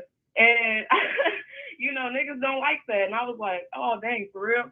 So when I went to go search for, let me find something that's feminine, I couldn't find a black representation. I found K-pop, like Korean shows and stuff, and just nothing with black women. But, you know, I still took heed to the lesson, and I adapted that. And I met a Latina girl, had a sleepover at her thing, and, you know, I helped them set the thing, and their dad and his friend was there, their uncle, and woo-woo-woo. And his friend, the friend that was there, got up to go put his plate in the dishes. The mama went crazy. You don't get to put your plate in the dishes. You're ruining your manhood. You're ruining your manhood. And then the daughter rushed over there and got the plate. And I'm like, damn. And then she's like, you know, we had to talk about it after dinner because I wanted to know what was up. And she explained to me how her mother, every other culture in the world, they teach their girls femininity, and they teach their girls to serve the man. You get your father's plate, go put it in the sink, woo-woo-woo, get ready for dishes. They teach that. Black women, we don't get that anymore. That was taken away from us. We don't have that. We don't know what it looks. Because I didn't know what that looked like. I was like, wow. So by the time I got in my first relationship, I had none of those problems. I'm still in my first relationship. I'm in the same relationship I was in. Yes, I was my sister. 18. I'm 21. Yes, my sister. Come on. Yeah. Yes. Yeah. So, yeah, that was my thing. It's not taught, but, you know, I do my part. You know, like you said, each one reach one. So, that's yeah, what's up, my that sister. was my little piece. Thank you. What's your name again? V. Berenice. Oh, thank you so much, my sister, for calling in and sharing that, because that was Call very from +1. that was very Yeah, thank powerful, you. and that was very on point. And you said it correctly. That's Call not being from +1. that's not being taught to our sisters at a young age. You see, in other cultures, if a man was to get up and take his plate or go to plate, they would actually snap out. No. And guess what that would in turn do to the man? The man will risk his vessel to do anything for her. Trust me, because I would. Yeah. I would. Believe me, I don't need you to be Yeah. good. I don't need you to be good in bed. I need to feel your energy, that you are a nurturer all the way around, not just one aspect. That way that I'll be willing to risk my vessel for you. I will do anything for you. It's the little things that matter, the little things that count, that is big for a man. Not big things. We don't need Bentleys. We don't need Rolls Royce. We don't need none of that. I'm telling you, it's the small things that'll make a man feel like a giant. I value you, my sister. Thank you for calling, and I really appreciate that. Yeah, thank you. You have a great rest of your night. You too. Peace. Call ended. That was an amazing call, and that was truth right there. That is truth. You go to any other household, any other race is completely different. Completely different. We don't take pride in taking care of one another. 15853656706.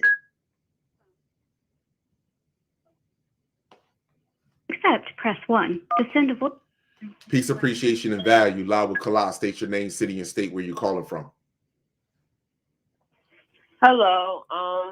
My name is Ari. I'm from Rochester, New York. Hello, Ari. How are I'm you? 17 years old. I'm good. How are you? Good. I'm 17 years old, Mhm. and I've been trying to get into finding myself and stuff and all that. I was gonna ask you, what do you have? Like, do you have any advice for me? The first thing that I would tell you to do is learn your genetics. Call from +16. I would tell you to learn your genetics.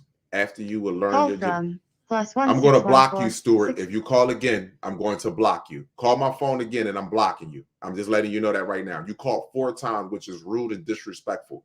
I done made it clear. If I'm on a line with someone, do not call in. If you call again, Stuart, this is how much I know you because you're constantly calling in while I'm on another call. I am going to block your number. Now, sister, I apologize because you this is what I mean by like, this is ridiculous. Ridiculous. I mean, simply ridiculous. The first thing that I would tell you to do is learn your genetics. After you learn your genetics, I will build a bond with a sister. You don't have to go, you don't have to be in polygyny, but I will build a bond with a sister, someone that Call you from can +1614. someone that you can trust. Stuart, I'm not even going to answer your call. Whoever this Stuart person is, I'm not even going to take your call now. So I don't care how many times when I get off of this, I'm going to block your number. I'm not even going to take your call now, Stuart. But I will tell you, learn your genetics. After you learn your genetics, Call from +1919. after you learn your genetics, I will build a bond with the sister. It's not about being in polygyny. You don't have to go down that road. That's your choice. But we'll build a bond with the sister, someone that you can trust, someone that y'all can share emotional conversations with, and also you don't want someone that every time you talk to them, they always bringing you baggage. They always complaining. They always because that'll lower your frequency. Call from You want someone. Hold on for 1 second, sister. Give me 1 second. 4008. Give me 1 second. Call from I'm sorry. I'm trying to. Hello? Hello? Hello? Who is Hello? this? I asked him. I'm Are you watching the live? I'm trying to watch it on the phone. Don't call the phone no more, okay? That's Stuart. So I apologize, sister. I strongly apologize. Yeah, it's all right. I'm listening. Yes. That wasn't Stuart. That was someone else there. But this is what I would say to you. After that, don't find a sister that's always complaining, that's always going to bring her baggage and talk about men. Don't find that. Find someone that's creative. You understand that I don't care if y'all like to paint, y'all like to paint, y'all like to go out and, you know what I mean, go to the park, y'all take y'all riding bikes, whatever you like to do. But whatever you do, you find someone that you can spend time and share emotional feelings with, that you can grow with. You understand? Outside, don't look for a man first. Please do not look for a man first, because you will always don't look for a man first. No, don't look for a man first. You will always get a man. Learn your genetics first. And if you can, learn a little bit about his genetics. That way you will know why he reacts to some of the, you will know why he does some of the things that he does. That's what I would, that's my advice to any young Black sister. All right. And I also have another question. Yes. How can I learn more about my genetics? Like, where do I look for things like that? Yeah, it's a book. Like a book or something that I could read, for like a starter. All right, someone young. Yes, it's a video. His name is a guy. His name is Dr. Dilbert Blair. Dr. Dilbert Blair. He's on YouTube. Dr. Dilbert. I think I heard it. Right. You can pull his video. Dr. Dilbert Blair, The Black Woman is God. You should look at that video. He breaks down your genetics. You can write those.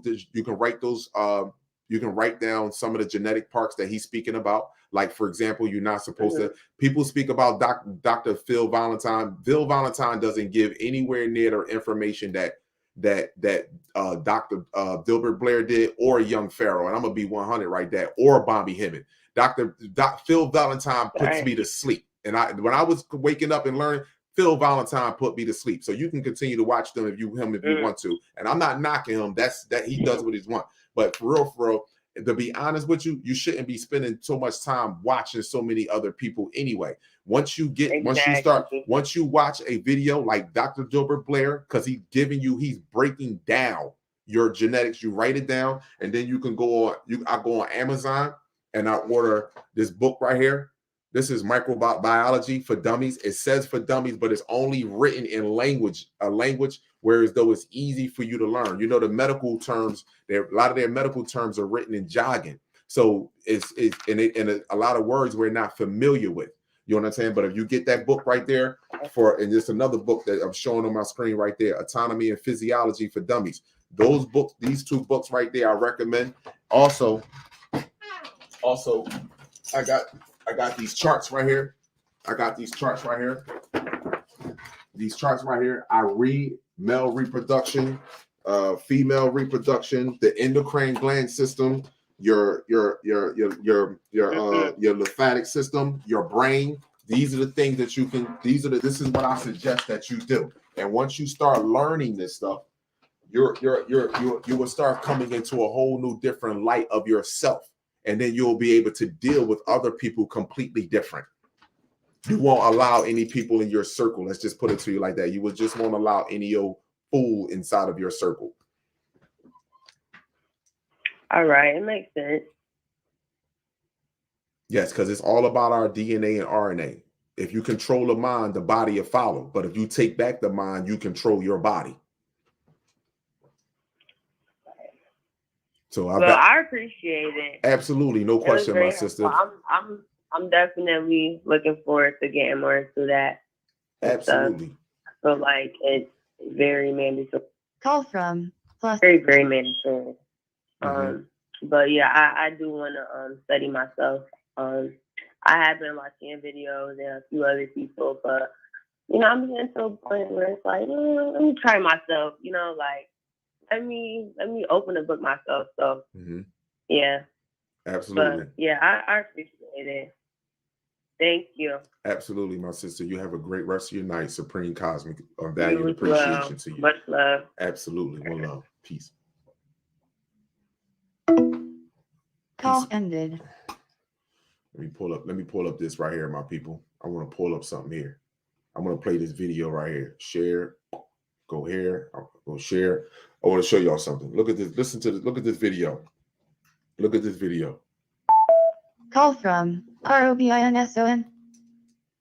Scientists placed 5 monkeys in a cage and in the middle a ladder with bananas on top. Wait a second. Every time a monkey went up the ladder, the scientists soaked the rest of the monkey. I'm going to take more calls, but I want to pause because this is important. I need to play this video. I need people to hear this video. Scientists placed 5 monkeys in a cage and in the middle a ladder with bananas on top. Every time a monkey went up the ladder, the scientists soaked the rest of the monkeys with cold water. After a while, every time a monkey went up the ladder, the others beat up the one on the ladder. After some time, no monkey dared go up the ladder, regardless of the temptation. Scientists then decided to substitute one of the monkeys. The first thing this new monkey did was go up the ladder. Immediately, the other monkeys beat him up. After several beatings, the new member learned not to climb the ladder, even though he never knew why. A second monkey was substituted, and the same occurred. The first monkey participated on the beating for the second monkey. The replacements repeated until what was left was a group of 5 monkeys that, even though never received a cold shower, continued to beat up any monkey who attempted to climb the ladder. If you asked the new group of monkeys why the beatings took place, the answer would probably be, well, I don't know. That's just how things are done around here. You hear that? Tell me that ain't some science shit for you. Tell me how you can't relate that to our community. I ask somebody, how do we get this economic system? I don't know. It's just the way things are moving around here. How do our children got into their schools? I don't know. That's how things are just around here. See? You see what I'm saying to you? This is why we take back your mind. Then we'll realize what's really taking place on this planet. Battery 70%. Call from To accept. Peace, appreciation, and value. Live with Kala. State your name, city, and state where you calling from. Hey, this is Rob out of Indianapolis, Kala. Hello, Rob. How are you? I'm doing all right. Hey, man, I came in late on your live, and I just wanted to say me and my wife mess with you heavy. Respect to you, my brother. Thank you. When we go to Walmart all the time, we be putting your stuff on their little computer so that it'll introduce you to everybody that comes and mess with them computers. I ain't had too much to say. I just wanted to say that. Respect to you, my brother. I appreciate you. Each one reach one. That's how we grow. I really appreciate you, man. For sure, man. Take care. Thank you, my brother. Have a great rest of your night. One love to you. All right. So I want people to look this up. It's called masochism and sadism. Look it up. Masochism is where you enjoy pain. This is where you enjoy pain in order to have an orgasm. Sadism is where you like to give pain in order to have an orgasm. And look at what took place with us during slavery. During slavery, look at the violent sex that was going on with us during slavery, and look at what we like today. Can you turn me down in the background, please? It's called masochism and sadism. Peace, appreciation, and value. Live with Kala. State your name, city, and state where you're calling from. This is Derek Henry, and I'm calling from Tallahassee, Florida. And all I want to say is that the reason black men are dating outside of their race, because black women has lost their way with their mouths. So with men not being educated and knowing their DNA instead of having patience and waiting for somebody that look like them, they run impatient and date people outside of their race. That's what I see what's going on with the race. Okay, so you're saying that because men are impatient to wait for a sister, and they miseducated, that's what pushes them, and they go outside of their race to date other women. Yes, not knowing their history, not knowing, like, see, my history coming up. See, I was around my granddad and grandma. I never seen my grandma talk out of her way to her husband. But nowadays, I see my aunties, I see my mama. So it was a generation jump. You know, I believe that what kind of messed us up, you know, I could be wrong. I believe Clinton, when Clinton got in office, black women thought the white man really cared about it when they never did. And they stopped believing in their mothers and their grown, where they stopped believing in the upbringing that they seen their entire life, when the other race weren't allowing us to really hang with them the way they do now. Call from +1209. And then too, we got so many brothers so uneducated because, just like you said, you know, the mother's supposed to be raising the child. Well, they wasn't, because when Clinton got in office, they was really worried about working and all that. So a man had to stay home and kind of raise himself. So when he get 18 and trying to date, he don't know what the hell he looking for, because the mother ain't really raising. And then our fathers probably was going out in the street, didn't have Call from age of 13 and 14 and was looking for that guidance. He ain't there. So when you get older now, you don't know what to date. And then the first black woman you get, sometimes she look like your mother, but she talk to you like a dog, so you trying to date her. But then again, she talk to you like crazy, so now you lost. You don't know what to date no more. That's deep, brother. That's deep. I'm telling you. That's very deep. Hey, man, you know, at the end of the day, look, I didn't think I was going to get through, to be honest, my brother, but, you know, at the end of the day, it's just, you know, I feel it's Leo season, you know, I'm a Leo, and, you know, life has taught me. So, you know, I feel my mind is more open, because I've been striking out with women so bad not to know what to date, because I thought you date somebody that look like you and she can talk to you in a type of way, and that's wrong. you know, I should look at the fact of how my grandma talked to my granddaddy. That's how you find a woman that understands that the man's mean the world to her, not just the man is a partner to her. Yeah, I hear that, brother. I Call sincerely hear from that. plus So, but I mean, you know what I'm saying? The great thing about it is that I got peace with happiness now, because just like you said, that, you know, I spend a lot of time studying our DNA, studying the truth from the lie, not just trusting everything they say is the truth. And I think that's what helped me. Yes. And it made you stronger. It makes us stronger. It makes men stronger. We see things completely different once we start studying and researching and strengthening our minds. It actually hurts us too when we look at our sisters, our mothers. It does. Yes. And, you know, and also too, I got a daughter. So, you know, it's my goal, it's my goal to just try to be a better person, just try to be a better man, because sometimes this is generational passed down, not knowing no better. Yes. Everybody talking about the curse, no, not knowing no better. That's the generation thing, meaning that your entire life, you thought that what your mother was raising you and what your daddy was raising you was right, instead of looking for your real truth. Yes. Yes. So I totally agree with that, my brother.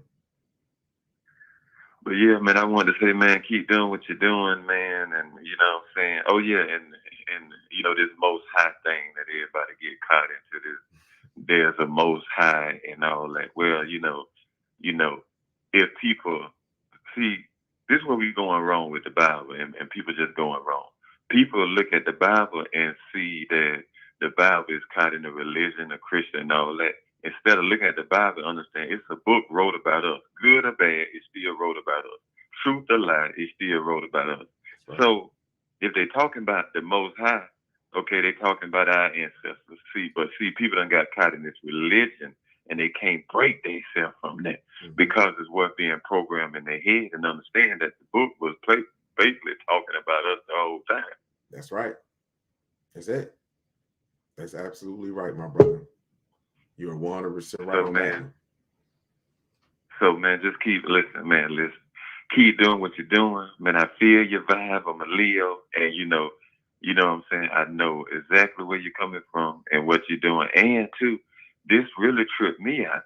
Okay, now, who would have ever thought? You know, my daughter is Aquarius, and, you know, every time when you said that it's the year of the Leo and Aquarius hand to hand, I can see the truth. I can feel her truth because we spiritual beings.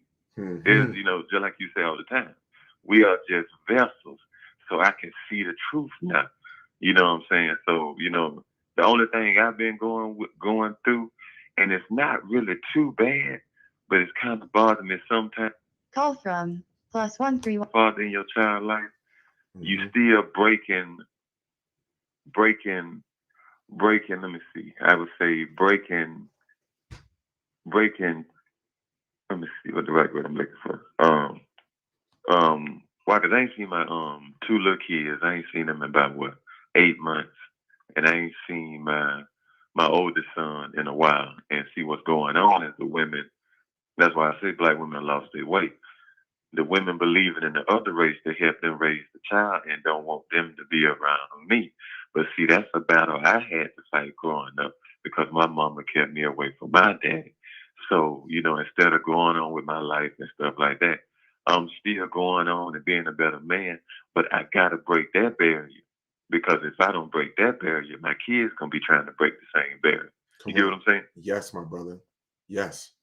I'm glad you spoke on that right there, as far as women keeping their children away from good fathers, good men. That's a fact.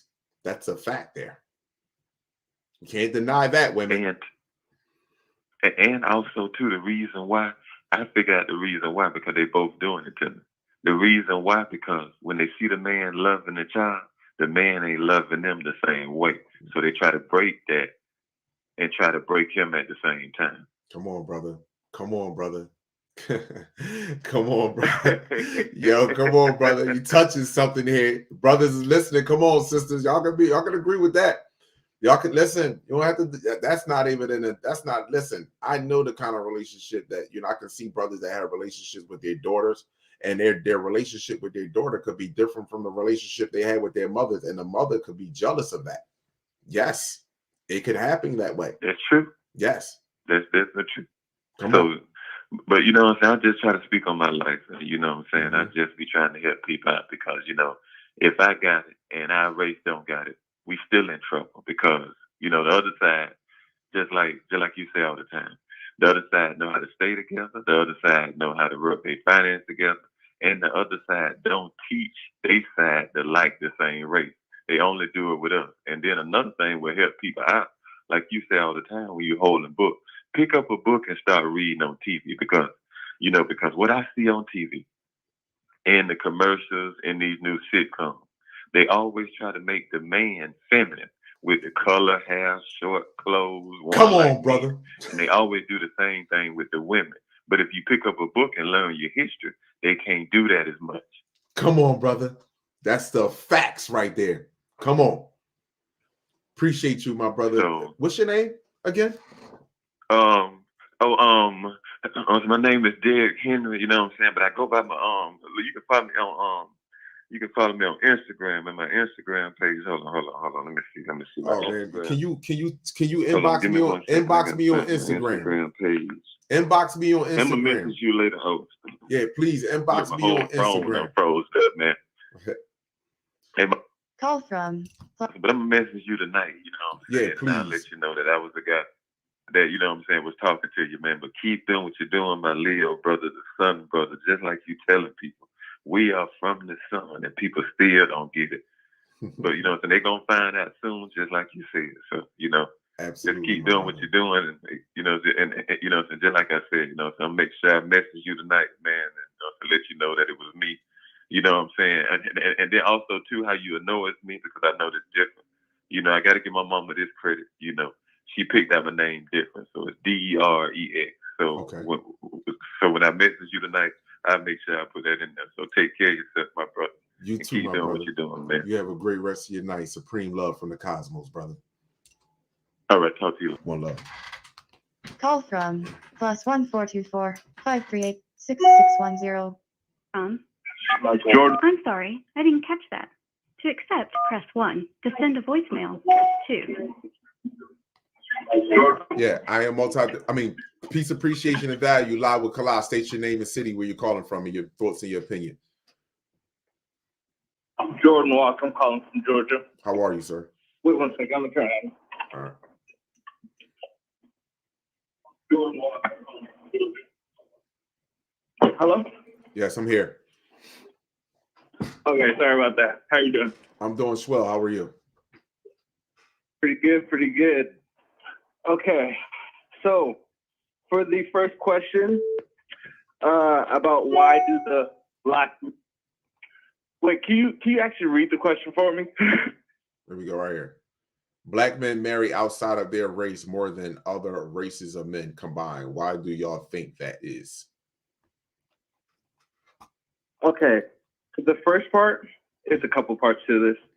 The first part, I feel like it's like distrust from the black woman from when all the other like governmental assistances started coming into play, and it took the job, the men's position away from them, and it like left the women out to defend for themselves.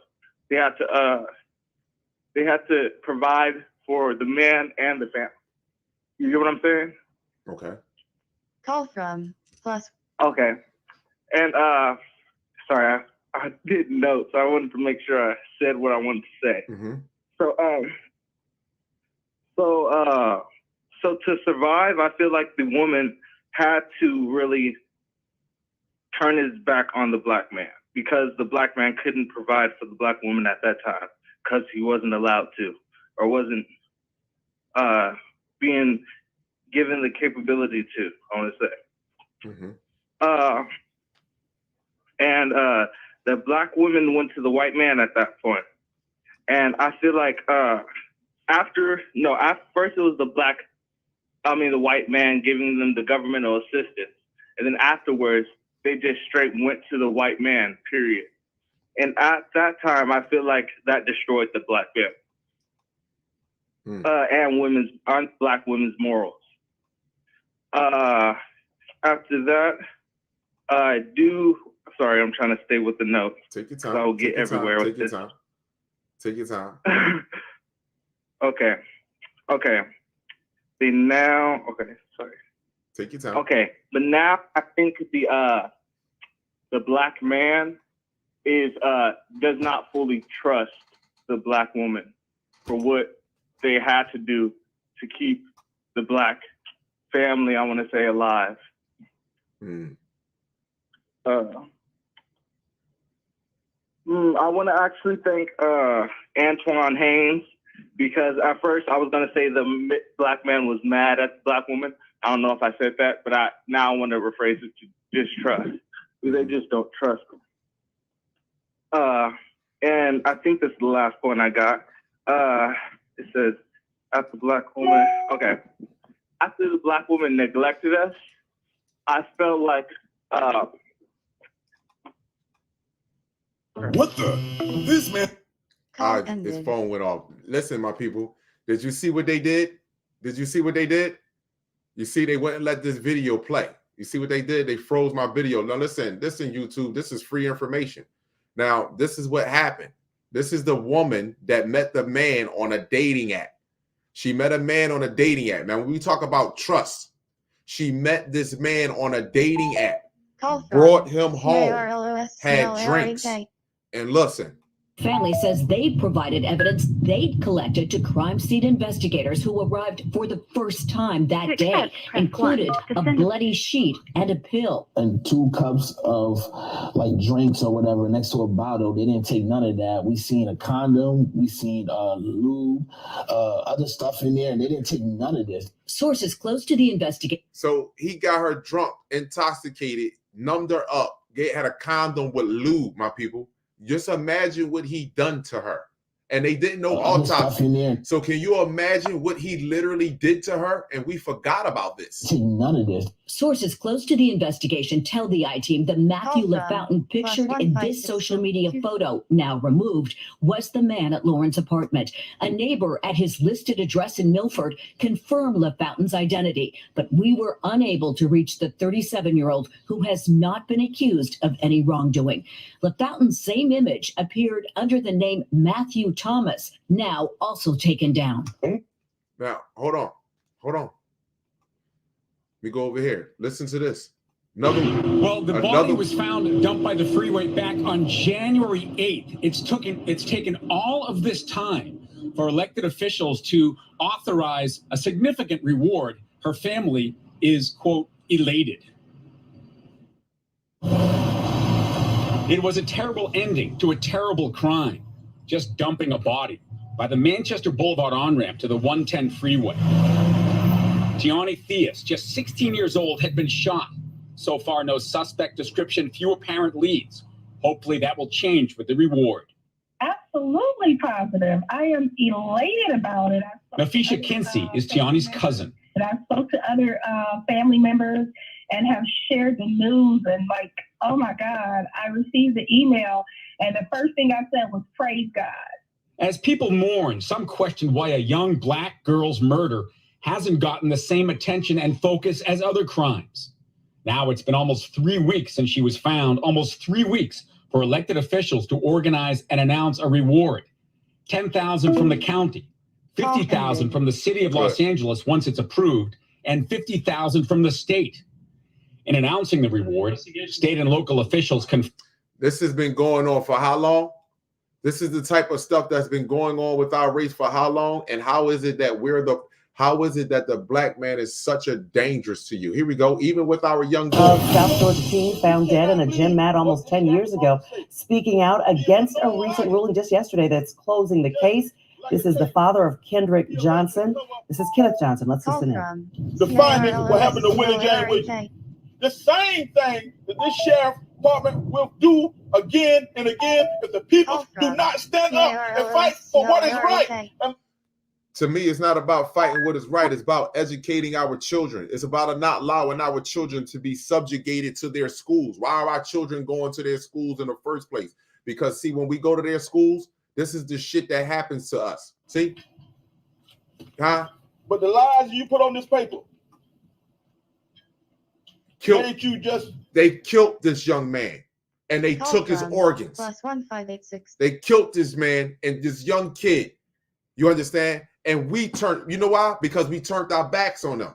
We trusting other people with our lives, whether it's through education, whether it's through the financial department, whether it's through the medical department. How many times have we taken our children to get medically evaluated by these people?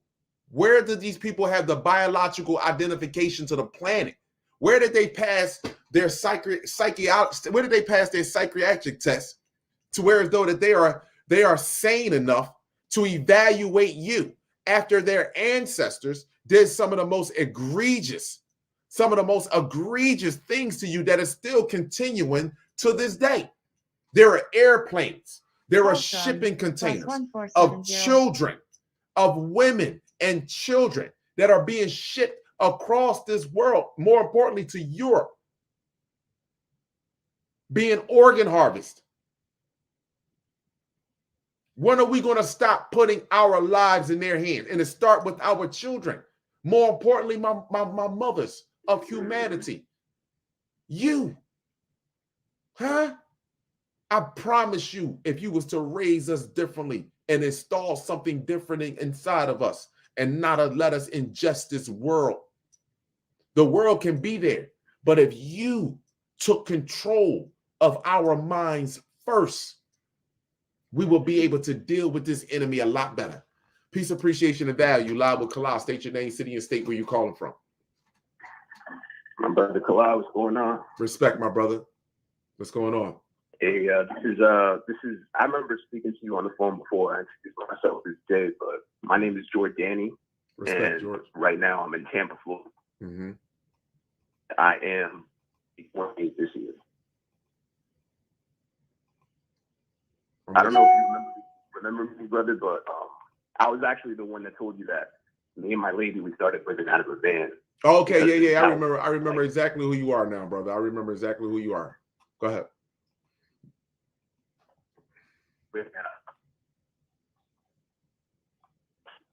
I can't hear you. Your phone is breaking up. I'm sorry, you hear me, brother? Yeah, I can hear you now. Go ahead. Your phone was very low. It got real low. I can hear you now. Okay, I just wanted to let you know that actually me and my lady, we just brought a new soul into the world a month ago, and it's been a surreal experience. Oh, that's what's up, my brother. We did not go to a hospital. We did not see any doctor, no doula, none of that. Literally, we don't even have a place, like an apartment at the moment. You know what I'm saying? Like, we literally like have every excuse in the book why we probably shouldn't have had this baby, you know, because like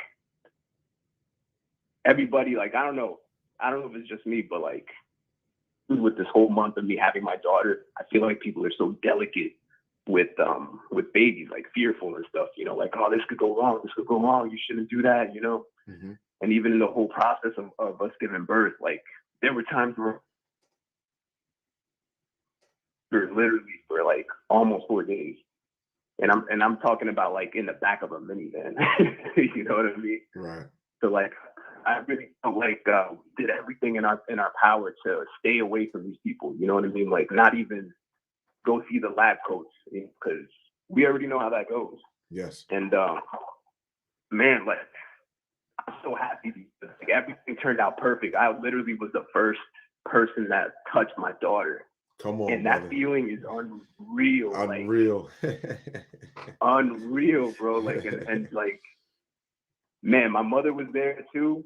My sister was there. And even they, like, I feel like their paradigms changed a little bit. Cause now they're like, wow, you know, they're like, my mom was worried sick. Like, you know, you're going to have to take her to the hospital, right? She's in pain, blah, blah, blah, blah, blah, blah.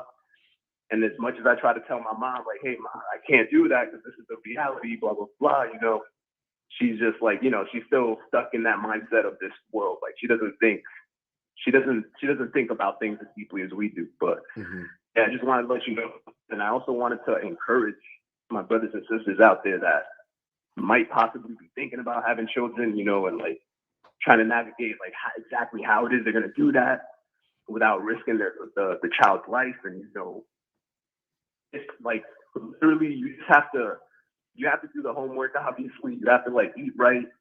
You have to make sure you take care of yourself. But yeah, man, like it's just it's unreal. Like it's not impossible, right? But like the only way you will ever know is if you actually take that route. You know, if you actually don't let the fear dictate exactly how you're gonna do things, especially in this matrix. But yeah, she's super healthy. She's beautiful. Nothing wrong with her. You know, everything that we thought was gonna go wrong didn't go wrong at all. So yeah, man, I'm very happy, and I just wanted to share that news with you. And I'm Call from +1. watching because, man, like, oh my there's brother, I nothing wanna... like it. Like just seeing the birth of your child, literally, like just be, and to have my mom and my sister there was just an honor. To be honest. Yo. But yeah, moving on. Moving on. I know the topic is about how. No. I want to tell you, like, you know, like I said, now that when you told me your story, like I remember you clear as day, and I want to tell you like that I can feel your energy and how happy you were, because when my daughter was born and I seen her come out, and like that's a feeling that's no other. You know, something comes over you. You know, it's just like when my son was born. My son was born first, you know, then my daughter came. Like it's a feeling that comes over you like no other. Like your children are so, especially your children. It means so it's an energy that's like I can't even describe it. I can't even begin to put it in words. Seriously, it's like you can only experience it, and then you could try to tell people what it's like. Yes, exactly. But yeah, like I didn't want to go too off topic. Right. I know that we're talking about how like our people are seeing other races and whatnot, and I just wanted to reflect a little bit on I guess my family and like I guess what got me to this point. Because when I reflect on that question, like why are Black men dating outside? Your phone, go ahead. Your phone breaking up. It's going in and out. Okay, you hear me now? Yeah, I can hear you. Call from +1. Yeah. That question. The simplest way my answer, there really is no one answer. You know, there's so many layers that are happening. One big thing for me is in general Christianity and possibly religion that pretty much speaks against all of our natural ways. I remember hearing somebody speak on this, and they were like, you know, if religion wasn't even a thing, Call from +1. Our people from literally taking this planet back. Nothing. Like religion might be one of the biggest things that's keeping us from doing just that. Right. Exactly. I totally agree with that. Religion teaches you also that it's just wrong to, like, basically Christianity specifically, because I can't speak on all religions. Christianity is the one I'm familiar with. Basically, if you look at another woman that's not your wife or not your woman, it's adultery, right? Like it's a sin. And they're teaching men that it's a bad thing just to even do that, when our natural impulse is to recognize the beauty in a woman to begin with. That's something we don't even think about. Call from +1. Young boys look at a beautiful woman and they're not thinking sexual perverted thoughts. They're literally just admiring her beauty and feeling her energy. I feel like that's something that's just deep within us. And here comes the Holy Book telling us that it's something that we should be ashamed of and blah, blah, blah, you know, so on and so forth. And then, of course, just if you're a woman who grows up learning that this is what life is, I can understand why a woman would assume, oh, that's a man cheating. You know what I mean? Like if a man even takes a slight interest into another woman, like even if it's for the best of intentions, it's still cheating. Right. You know, like. So that's definitely one answer of mine. But reflecting on my parents, you know, because I was looking at the live chat before I called in, and I noticed the sister was saying that she feels like it's always the women, you know. We talk a lot about the women on this channel, but I want Call from plus. with me being a kid, my parents split up probably when I was like 7 or 8, and I ended up staying with my father. So my mom was actually the one that you could say left, you know. So it wasn't that I didn't have a father. If anything, I didn't have a mother. And my father, me and him, we had our issues, and I still love him till this day, but we don't speak. And looking at him and looking at all of our experiences together, I realized too that my father, he has his issues. And my father, you could say, he's one of those people, like, I hate to air the man's dirty laundry out, but we got to reflect on this stuff. Like, my father, he's one of those men that was raised like a mama's boy, like in a toxic way. You know what I mean? Like, we talk about, like, he's never had a girlfriend that he's ever brought home to the house since I've known him as a child, like, ever. And he's always had problems with relationships. It's never worked out, and he's way too close to his mother, you know. And it's like, I hate to say that because Call from +1. it really is like they're in a relationship together. And you know, so I just wanted to say, like, that's where I kind of come from. And growing up with him, he was kind of pushing that on me too. So it's like I had a father, but it really felt like I had a toxic mother, if that makes sense. Right. I know what you're saying, because I feel like men that are being raised and cradled by their mothers, they're not good for women. They're not good for women because they always resort back to their mother. Their mother always makes excuses for them on why they display the actions that they're displaying. They're not creative. They don't go out and take challenges. They don't do well with adversity. Let me just say that. Men that are cradled by by mothers, they don't do well with adversity. Right. And I Call from that's how it is. And, you know, I'm not trying to paint my father to be the one that's like, he ruined the family. Like, no, it wasn't just him. Mom had her part too, you know. Right. Mom wasn't mom wasn't really, and she'll even admit it to you, she wasn't even like in mother mode. She wasn't even like thinking about being the best mom when she had me and when she had my sister after me. You know, she was still doing her thing, going out, you know, like partying and stuff. She kind of had like a party girl phase, I guess, when I was a baby and stuff. Right. But yeah, my mom, I can definitely look at I wish I could go back in time and like just watch them live life so I can get the full picture. But from what I gathered, my mother also had issues with you could say like taking constructive criticism. She's definitely hard-headed, stubborn, you know. Like it just wasn't going to work out. Right. You know what I mean? No, I totally understand where you're coming from, my brother. I want to tell you that a couple people asked for your information. I don't know if you have a Cash App or something, so you might want to put that in the chat, because a couple people asked for your information. You know what I mean? Because they wanted to help you out, you know, give you a little donation due to the fact that, you know, they understand your situation. So if you want to put that information, I really appreciate that. Yeah, I'll definitely throw that in there. I appreciate my brothers and sisters. Thank you. I appreciate that. I just, you know, go ahead, brother. I'm sorry. No, it's fine, my brother, man. I appreciate you calling in. I appreciate you giving, you know, your story. You know, like I said, you and I talk on many occasions, and for you to, you know, now have a child, man, you know, like supreme to you, man. Supreme to you and your family. Nothing but value and appreciation to you. Much appreciated, brother. I really, really appreciate it.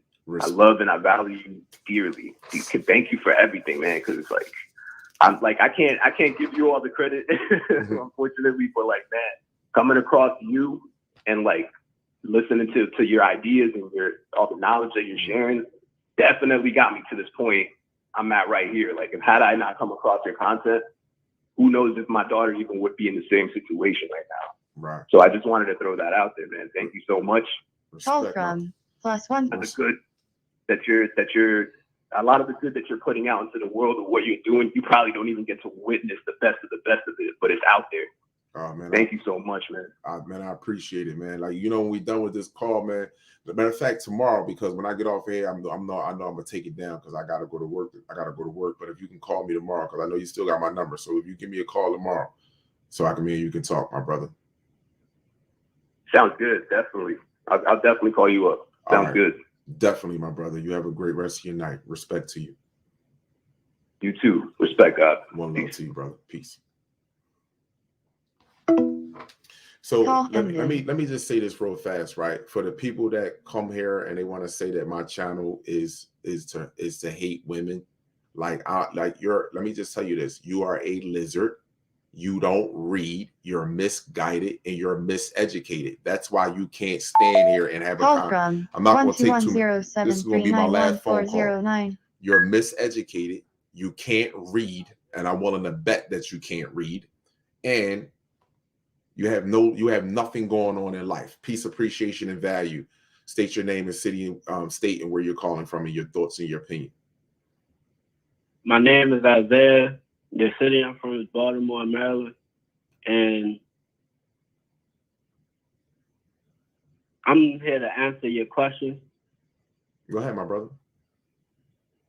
All right, bet.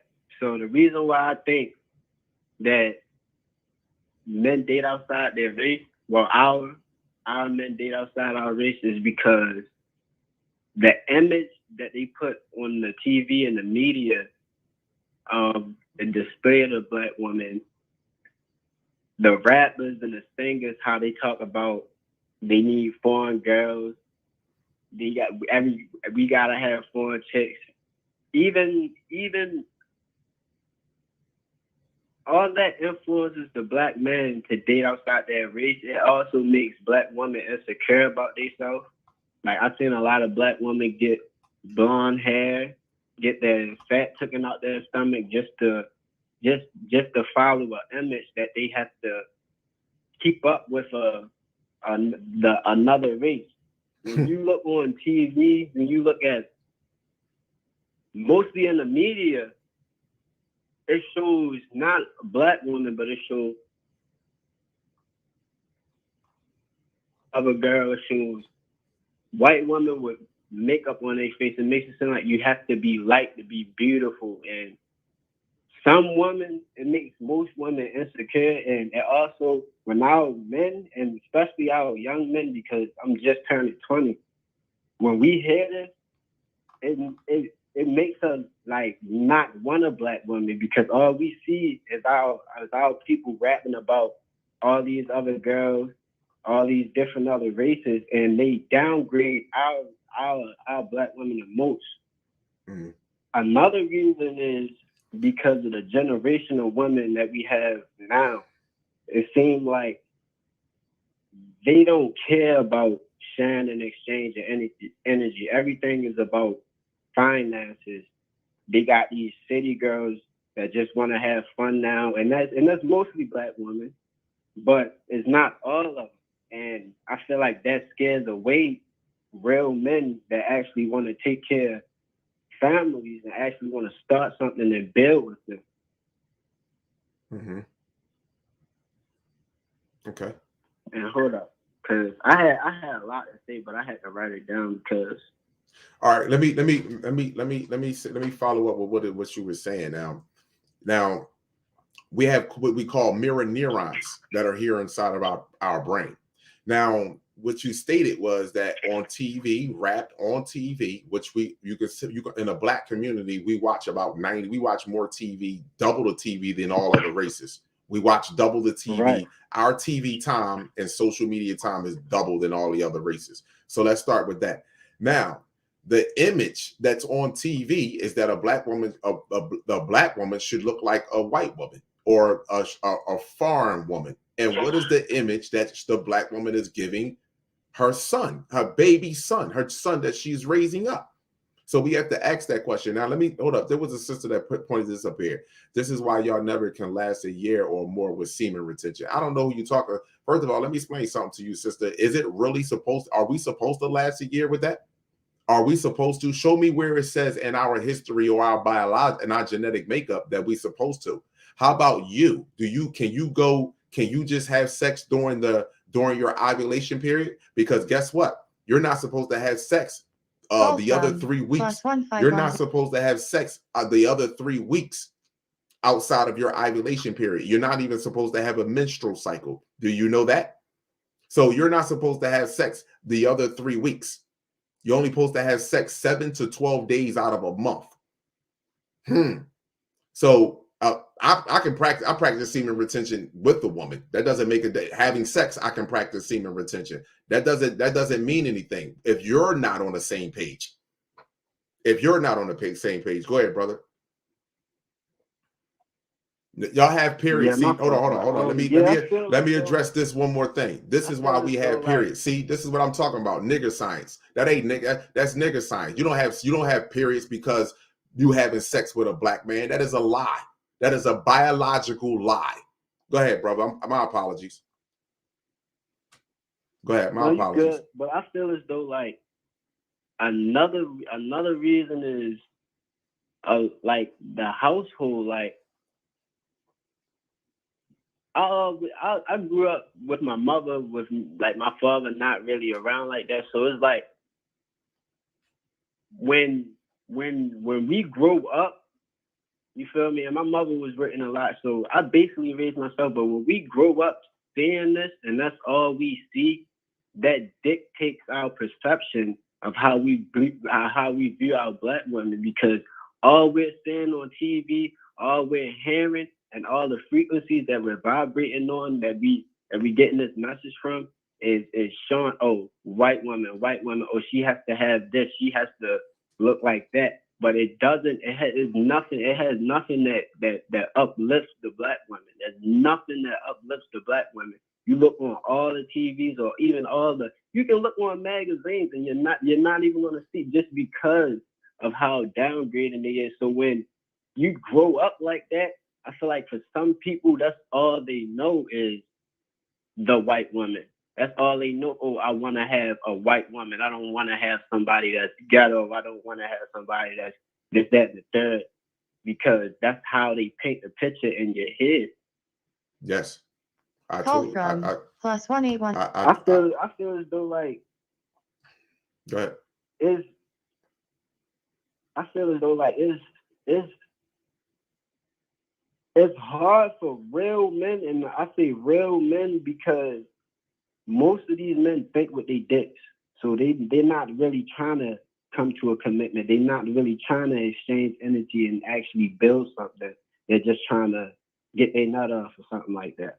But for the men that's actually really trying, it's hard because of how women act towards men. As a black man, we already have a lot of shit against us in this world.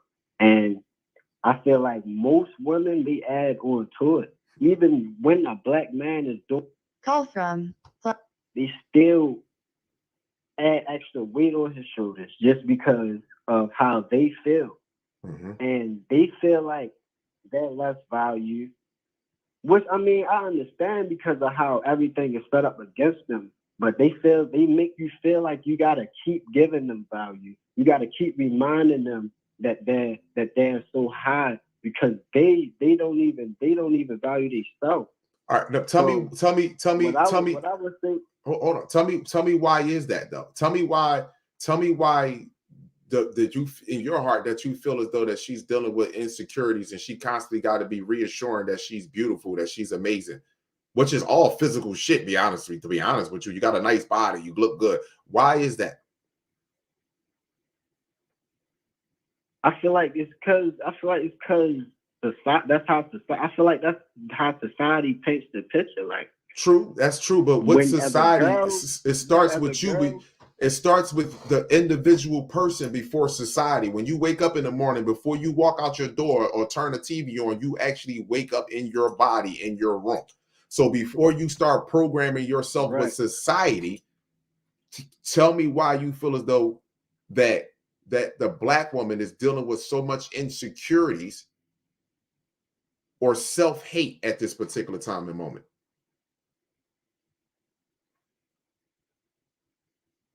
That's something to think about. Because she don't know her anatomy. +126. Of course, you would look up to her. You would look up to her. She don't know her anatomy. You would look up to another race. I can't hear you. Yeah. She gotta repeat that for me. Because she doesn't know her anatomy. See, if you knew your anatomy, you wouldn't put straight dog hair inside of your hair. You wouldn't put a weave in your hair and call it hair. You can't. This is natural. This is natural here. You wouldn't take animal hair and put it on top of yours and put eyelashes on and put long claws. If you pull up Dracula had long. If you pull up Dracula had long claws. If you pull up any like old witches and sorcerers movies, they had long claws. So they teaches you to have long nails, and they teaches you to have that long hair. Right. And another thing, I like what you said there, but another thing, if you look at it, our women are the only race that actually Call from wear their hair natural. They don't wear the natural, and I ain't like the hair. Black woman hair is beautiful natural. Yes, the it puff is. And all yeah, that's what I'm saying. Like they need to start embracing that side, because if women would embrace their natural look more, then it would encourage other women to do that more too. And I feel like they need to start uplifting each other, because you don't see no white woman trying to grow no blonde afro in her head looking like a black woman, because the picture is not painted that way. They always make it seem like you gotta compete with that race, or you have to compete. You have to meet these standards in order to be beautiful. You have to look like this. Your ass has to look like this. Your hair has to look like this. Your nails, and that's not it. People are just focused on this materialistic world. They're not looking at it for the bigger picture. So when men that still sleep, don't know shit, of course they're gonna date out their other race, because they don't know any better. They growing up already saying this programmed into their mind on TV. Then they with a girl that has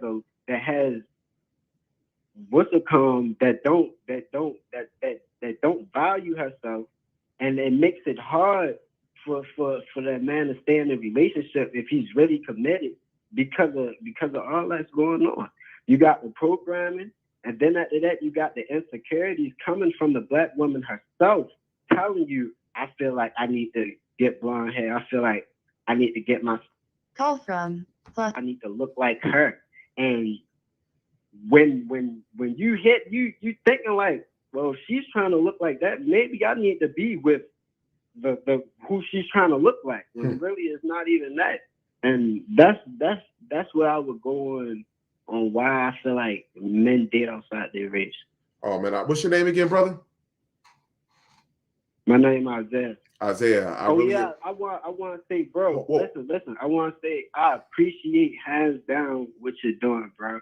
I've been watching your shit for years, and like you done opened my eyes to a lot of shit. And when I tell you, like I probably was 18, 17, and I was real sweet. You know, like my mind was, I had a one-track mind, you feel me? My mind wasn't open to new possibilities or anything. But from you and life experience, I have grown so much towards the point like I see shit that I can't unsee. Everything that I used to think is totally different. Right. Now when I walk, like I view the world differently, and it seems like, cause I'm still young and shit. It seems like I only can have this conversation with one other person about other shit besides the shit that normal people talk about, smoking, drinking, and all that. Like when we really go into the talks and conversations, I can't have any conversations with none of my friends. I can't have any conversations with none of my family members. Or I feel like I have nobody to exercise my brain with. I only have myself to seek more knowledge and to seek the truth. Because that's all I really want to find is the truth. I've been lied to my whole life, and that's all I want to find is the truth. Respect, my brother. I feel like with my head on straight and with the knowledge that I have now, I'm going to keep learning. I'm going to get smarter. I'm going to find that truth.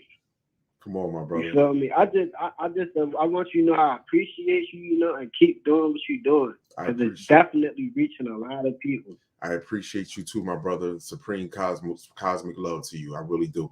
Have a great rest of your night. One love to you, brother. You too. One love, brother.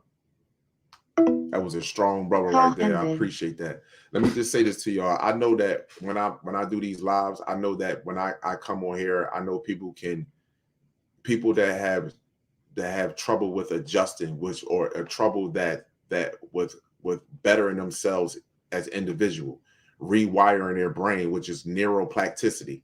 Those brothers or sisters right there, I understand. I know you still want to look at me and say that I hate my brother or I hate my sister. One moment I hate my brother, one minute I hate my sister. I remember I said on plenty of my videos, it might be one black man per continent on this planet when all this shit is cleaned up. I don't see none of my brothers snapping out on me. I don't see none of my brothers saying you hate men. You just all on the women's vibe. I don't see none of my brothers doing that. But the moment that I speak about bettering our race, I have a navel. Before I'm a man, I am a boy. Before I'm a boy, I am a small embryo. You understand? Then you teach me. This women teach children, no matter if it's a female or it's a boy. You teach me. Point blank and simple. And if I see a way for us to be better, then I need to bring that to your attention. That doesn't mean I hate you. That means I value you. Let me see this.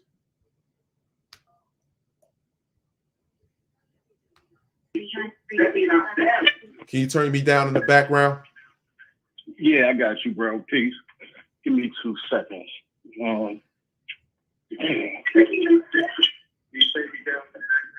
Yeah, you hear me, bro? I'm here. Peace, appreciation, and value. State your name and city and state where you calling from. My name is Dog. I'm calling from Philly. Same place you from, bro. No doubt, brother. You know what I'm saying? How you doing, King? I'm doing good, brother. Call from +1504. Go about I was watching you since you ran down on the cops with your daughter.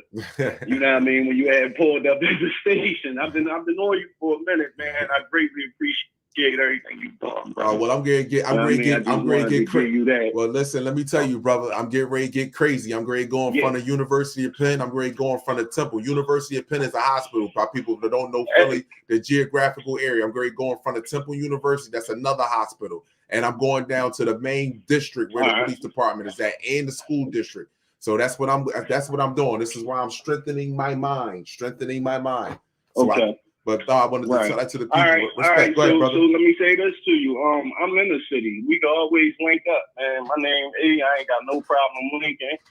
I also wanted to say one more thing to you. I'm probably like one of the first brothers who put on I had filmed the ancestors flying over the city in 2018, right?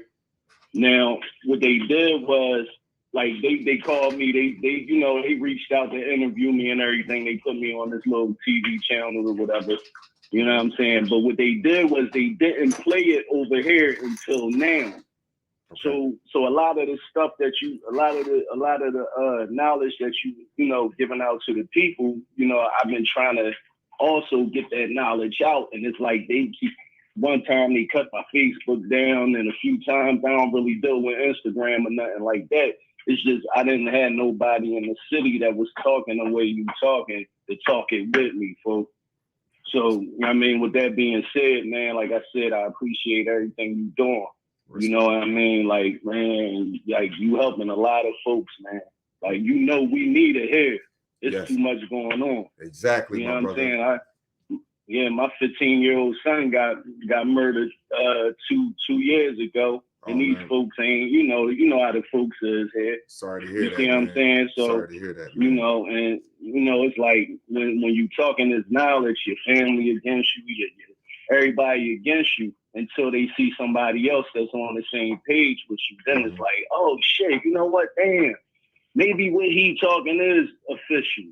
You see what I'm saying? But that maybe makes us too late. Right.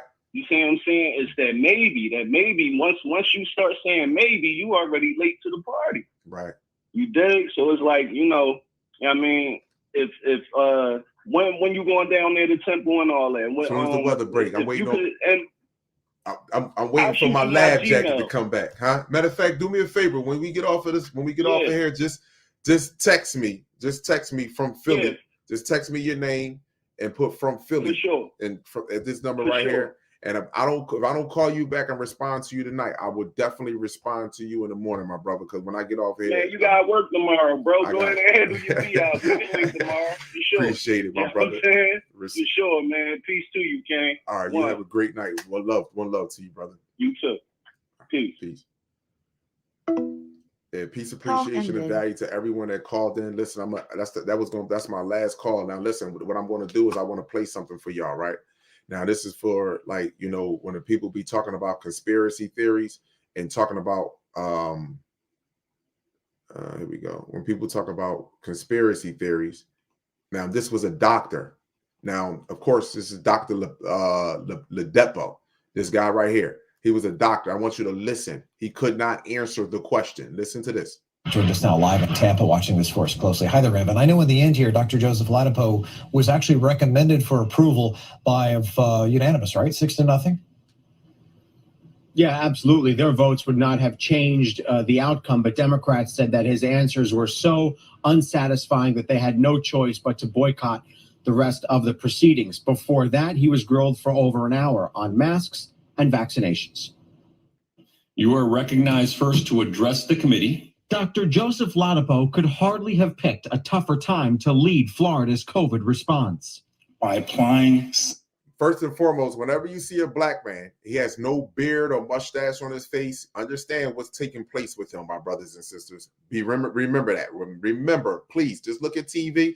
Even look at the Secretary of State who's running the military right now, who's that was on an interview today, took a live press conference regarding Ukraine. Look at the black man, Secretary of State, have no beard, no mustache.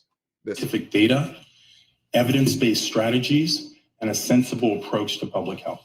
The state's fourth COVID wave saw hundreds of thousands of new cases, a rise in hospitalizations, and a fever pitch of political dispute between the state and the Biden administration over testing, treatment, and prevention. That dispute spilled into today's hearing. Do the vaccines work against preventing COVID-19? Yes or no? Yes or no questions are not that easy to find in science. The Democratic leader...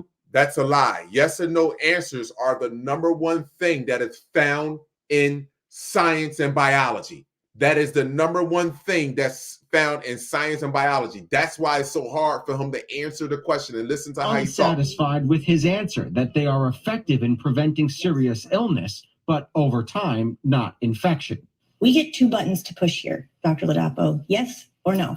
Emotions were already on high after, and he couldn't answer the question. Now I want to play this for now. This is free information, YouTube. This was on your this is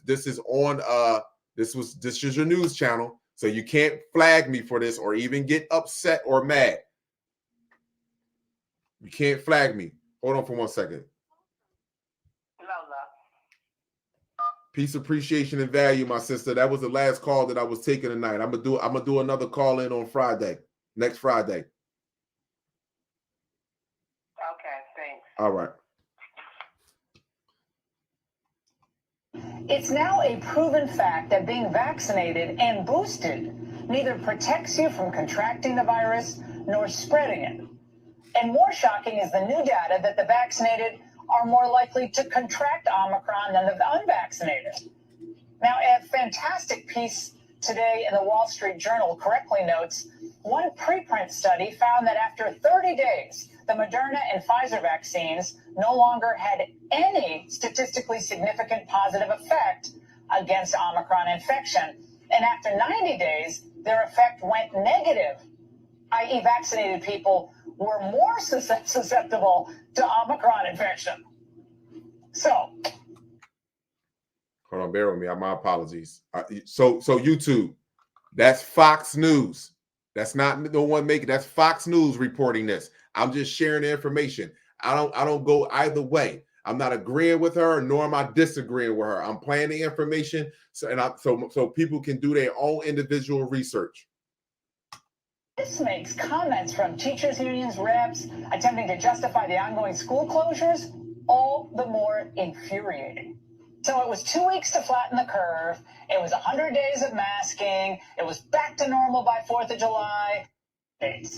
So I want people to be like, you know, you high value people, you know what I mean? That you know, that took the, you know what, even his mandate, all of the mandates was dropped. They couldn't pass none of it. And if you look at the Supreme Court, how many people are in the Supreme Court? 9. If you go on Ancient Aliens right now, search up 9 principles of the universe, 9 gods of the universe. It all comes from us. The number 9 is the ruling number in the universe. You close your hand in the number 9 motion, your hair twirls in the number 9, just like this right here. This is what all your storms look like. They're spinning in the number 9. This, if you search up symptoms from you know what and symptoms from acute radiation poisoning. I know I was the first one to speak about this. I know for a fact I was the first one to bring this to people's attention. Everybody was telling you that this was something that was made in the lab. This is coming from the sun. This is coming from the sun. You must have the mitochondrial Eve gene. You must have neuromelanin. You must have prokaryotic cells inside of your body in order for you to ascend. Point blank and simple. Point blank and simple. Let me run that down one more again. Mitochondrial Eve gene, neuromelanin, and prokaryotic cells in order for you to ascend on to the next dimension on this astral plane. Period. If you ain't working with those 3 things all together as one, then you're gonna have issues on this planet. Point blank and simple. And if you are working with those things, and you mean to tell me that you are still ingesting the tobacco, the alcohol, the artificial sugar, the artificial food, it is breaking down your lymphatic system. It is breaking down your body. Point blank and simple. And this is where they get, you know, upper respiratory infections at, right there. Point blank and simple. Now, let me see what else I want to show y'all real fast. The Schumann resonance is a constant hum, a constant frequency in the background. Let me show y'all something. There is no information. Look, this is going on to the 29th. Look, no information from this is come on, Kalal. What is this? This is Soho. Yeah, no information from Soho. They didn't look. Sorry, no images available today. Why? Why is no images available? Huh? Why no images available? Because something came off the sun. You see this right here? These are all, when you see these spots, let me make this bigger. When you see these right here, these are called sunspots. These sunspots right here releases ionized particles from the sun that separates the electrons from around the protons, exposing it to UVC radiation. UVC radiation is a detoxifier, a germ killer, and a mutating wavelength. A mutating wave. This is coming directly from thy sun. Thy sun. So is anything else I want to show? Nope. Let me get over here. I appreciate everyone that came on. I appreciate all the brothers and sisters that called in here. I want to tell other brothers and sisters that you want to continue to look at me as your evil brother or sister or your son. Let me put it to you like this. If you want to look at me as your son and I have some sort of problem against brothers or I have a problem against sisters, no, I want you to be better. That's it. What did anything that I ever tell you? I never told you to go seek a psychiatrist. I tell you to learn your own genetics. Learn your genetics and learn my genetics. Learn your son, SUN genetics. After you learn that, go get a sister. Build a relationship with your sister. You know, it's hard to build a relationship with a sister today because you don't trust her, because you don't trust her with valuable information, the emotional things that you are going through. That is not for a man. Let me tell you why a lot of women fall victim to boys. Because boys play the role and listen to your emotional baggage in the beginning. And what that does for you? It makes you vulnerable. Then you open up your legs. You open up the most important part of you because you're not willing to build a relationship with your sister. And a lot of times, if you look, when women get to a certain age, when they stop having sex, they become more clairvoyant. Why is that? They become more humble. They speak more nicely. Not because they don't have a man, because they're not having sex all the time. So we can talk about the man. according to my sperm bank, according to my genetic makeup that came from there, I can reproduce a baby every day. I can make a baby every day. Am I supposed to have sex every day? No. That's where you come in at, my sister, because you're supposed to say, bro, I'm not ovulating now. We're not having sex. We're going to do other fun things together. That's what we're going to do. But you know what women do? Because I don't want to lose him. He looks cute. Women, yo, bro, first of all, we're going to stop the lying here. Let me tell you this. We're going to stop the lying because I have had women want to fucking cuss me out because I don't want to have sex. Don't get it twisted. I had women say, yo, bro, like, what's up with you? Well, I want to fucking learn, bro. We done had sex 3 days in a row. Can I get 2 days by my motherfucking self? What's wrong with you? So don't act like we're not going to sit here and play this role, bro. We're not going to do this. See all that shit that we're putting we putting out here to make it seem like it's just the male fault, and it's not. It's both of our faults. But we must understand who is teaching our children. That's where it's coming at. You need to be more self-disciplined so you can teach me more discipline. I should not have to reach a certain age to start to want to learn my fucking anatomy. You should have been teaching me this shit when I was in your fucking womb. How am I wrong for saying that to you? What's wrong with y'all? How am I wrong for saying that to you? You come before me. I don't know this motherfucking planet. This is a female planet. How the fuck I know? I know the sun when I come through you. The planet is a woman. What's wrong with y'all? This is craziness here. Collage, your fault. You hate women. Man, come on, man. That bullshit, man. Listen, I value y'all. I sincerely do. Listen, I want nothing but the best for our race. And I can tell you one thing. For 10 things for sure, fucking 10 things, one thing for certain, and 9 things for sure. That I'm going to be 10 toes down, and I'm never going to change. I'm never going to fucking change. Only thing I'm going to change to do is be better. That's the only thing. And I'm always going to inspire you to be better. When a man say one thing wrong about you or one thing bad about you, he better be saying 2 fucking things to inspire you to be great. And you can look at any of my videos, black woman.